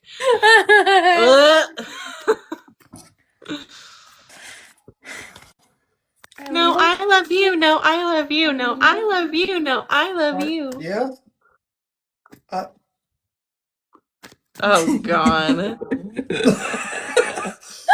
What's happening in this chat? Let me pay attention to the chat while they're having a romantic moment. Fuck's sake. What the fuck, Trav? He's such an asshole. Shit. He is the biggest stirrer. But I also kind of like that too, where I'm like, I see you, but like, fuck you. Yeah, same. Same. Hillary says, I just talked to Catalina. She is live now and said she would love to connect to you guys. Okay, how do we do that? Yeah, we're technologically challenged and we don't know how to do these things. How do I, hello, how do I, help me? I don't know how much longer I'll be on because it's after midnight when I'm at. Yeah. Okay. And Hillary, we plan to, she's off the next couple of days, so we'll see about maybe doing another live. Yeah, and I'm probably gonna go live like tomorrow or the next day or something, like during the day for a little bit, just to like do some things and hang out. And Jenny, you said you might come. Yeah? Yeah, I might drop by. It'll be probably on her side, so make sure that you're following her so that you get notified when she goes up too. For the most part, we're pretty good about posting to our stories and stuff like that. But it's hard because my kids are not in school because they're on summer break and all the stuff and things, and they're young and they demand a lot. Don't they always?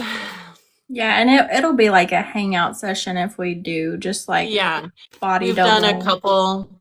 Because we're working on our podcast stuff.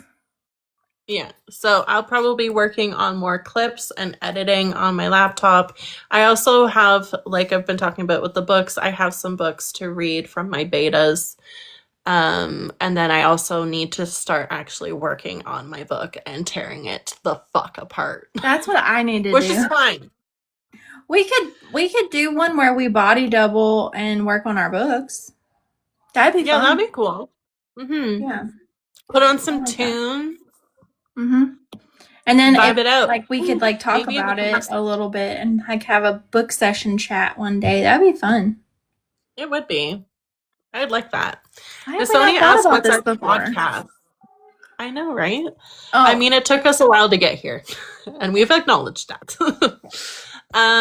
We should do a group live. I would love that, Miss Sony. We can definitely do that. I know how to do that. Paige, I think, knows how to do that. What? A group live.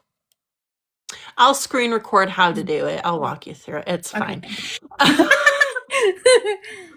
Yeah. And our podcast is The Mystic Haven. We just literally took our names and went kiss them together. Plus, it kind of makes sense because it's just a hangout. It's a place where other mystics can come and just like relax, chill out, vibe, ask questions, maybe get some more perspective, or even maybe open up our horizons, which would be fine too. We're pretty easygoing. It's basically just us hanging out, and talking. We haven't started it like on a streaming platform yet because my schedule is crap. So we're waiting until my schedule can get a little bit more cleared to like do official stuff. But we're posting it on YouTube, like these sort of chats, anytime that we chat, and we're gonna use those as like backlog and stuff. So it's going up. So like I save the live and it goes up on my YouTube right now, which you can look up at Mystic 8 Heart or just Mystic Heart. It should populate for you. You'll see my purple logo pop up. I only have a couple subscribers. It's not a big account at all, but it's just fun for the replay and the hangout. And if you feel like you missed something, and it's just a best friend hangout, spiritual peer-to-peer mentorship development and conversation type of thing going on. We just, like, whenever we first started, there wasn't a lot of people who we could talk to about this sort of stuff. And so, like, we've noticed that there are people who do, like, mentoring, or people who use, you know, they offer services and for money and things, which is great. But there's not a lot of people that just kind of sit down and will, like, talk like friends, you know, and just like, hang out. And that's kind of what we both want to do. Like, I personally am not interested in, like, really mentoring or teaching or doing like services or anything, but I just think it's fun hanging out and being able to talk about all the things, especially since in the beginning we really didn't have that sort of community, and we're just trying to kind of offer that. There's no sense in having the knowledge without being able to share it and pass it on. Yeah, is where we kind of fall in. And like, you learn so much. And people. Sometimes like things come out and like we'll be channeling by accident. Yeah.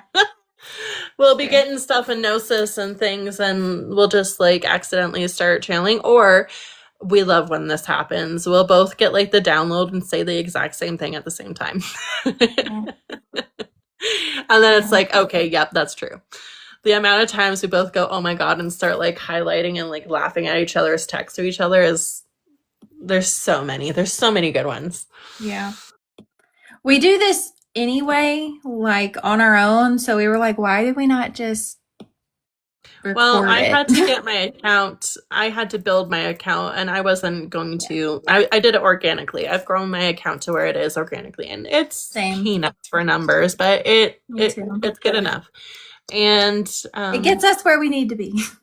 Exactly. And we also don't ideally want a huge audience because that's a lot of people. That's a lot of people's peepers. You know what I mean? It's a lot of people's peepers, a lot of people's energy, a lot of people's opinions. Yeah. And we're not trying to poo-poo any other people's path and like systems and beliefs, because we see how they're a vehicle or a mode or a function.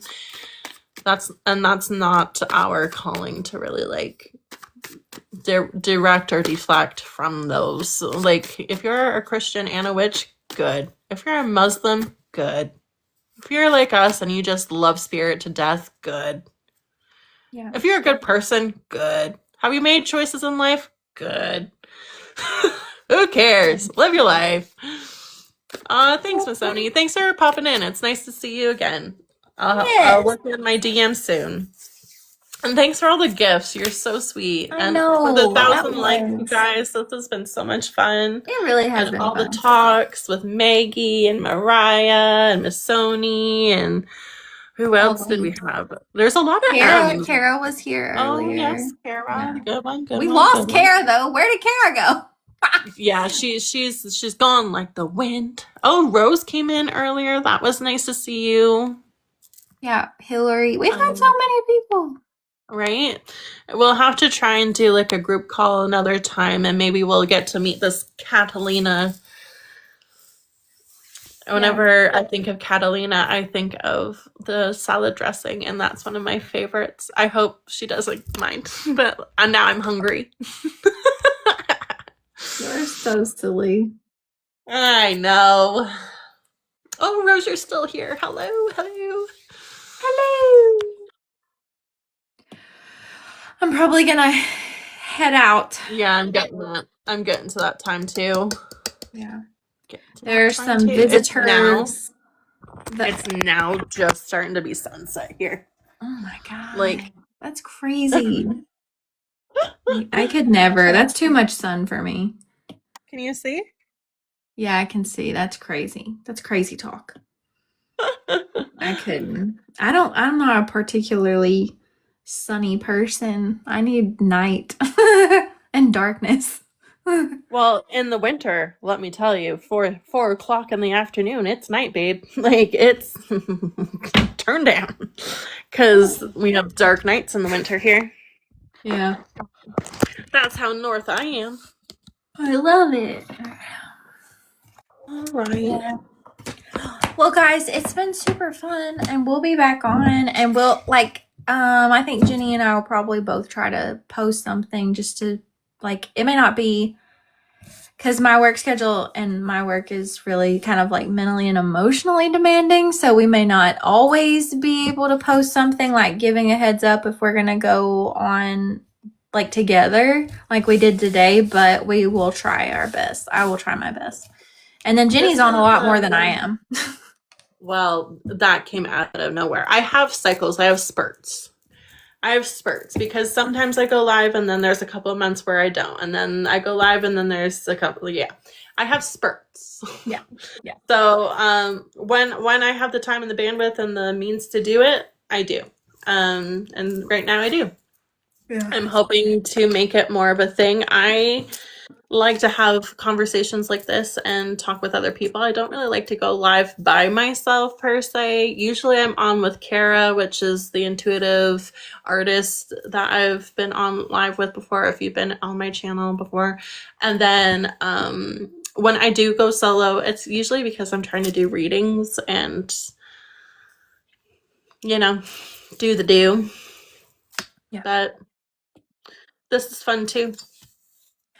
I don't know that I'm ever going to be able to assist with that. I was thinking about that earlier because I shut down so much. So many walls are shoom, shoom, shoom, shoom, shoom, shoom, shoom. And I'm like, no. Because I was getting a couple of things and I was like, no, I don't think so. Not right now. Later. I don't know. I don't think I can do it. I don't think I can. We'll have a conversation. All right. All right. It's not that you can't, it's because you don't want to, because you're putting yourself out there in a way that you don't want to. It's not, that, but not really. It's not really that so much as it is everything's so locked down that I think I would have to manually go and start raising different things, and that you would have to go put yourself in one of your bubbles where you are in a receiving sphere. You'd have to go and do that so that you're not having to undo your walls and parameters and security systems and wards and all the fucking things over there. She's got gadgets and gizmos aplenty. She's Ariel when it comes to her lockdowns. Anyway, I really don't think I can do it alone. I feel weird talking to a screen. It's a different way of doing it. Sometimes I pretend that I am talking to her and that it's just another friend on the phone, and how I was with Hillary, it was immediate. But then other times it's I get the weirdos that want to try dating through here, and I'm married. Rude. Or just rude. Yeah. Get on a treadmill type of stuff. Get out of here. So rude. I could probably bench lift you. Yeah, I don't think that doing it, because I used to do ones live by myself quite often. I don't really think they're that bad, but it's definitely way more fun with people. Right? Yeah. I agree. All right, my friend. I will message you. Okay. Here in a few minutes. And yes, everybody else, good night. Good night. It's been so much fun. Thank y'all again for hanging out. Yes, and again, thanks for the gifts. Thanks for the conversation. It was wonderful. Yeah, we had fun. Good night, guys. Night.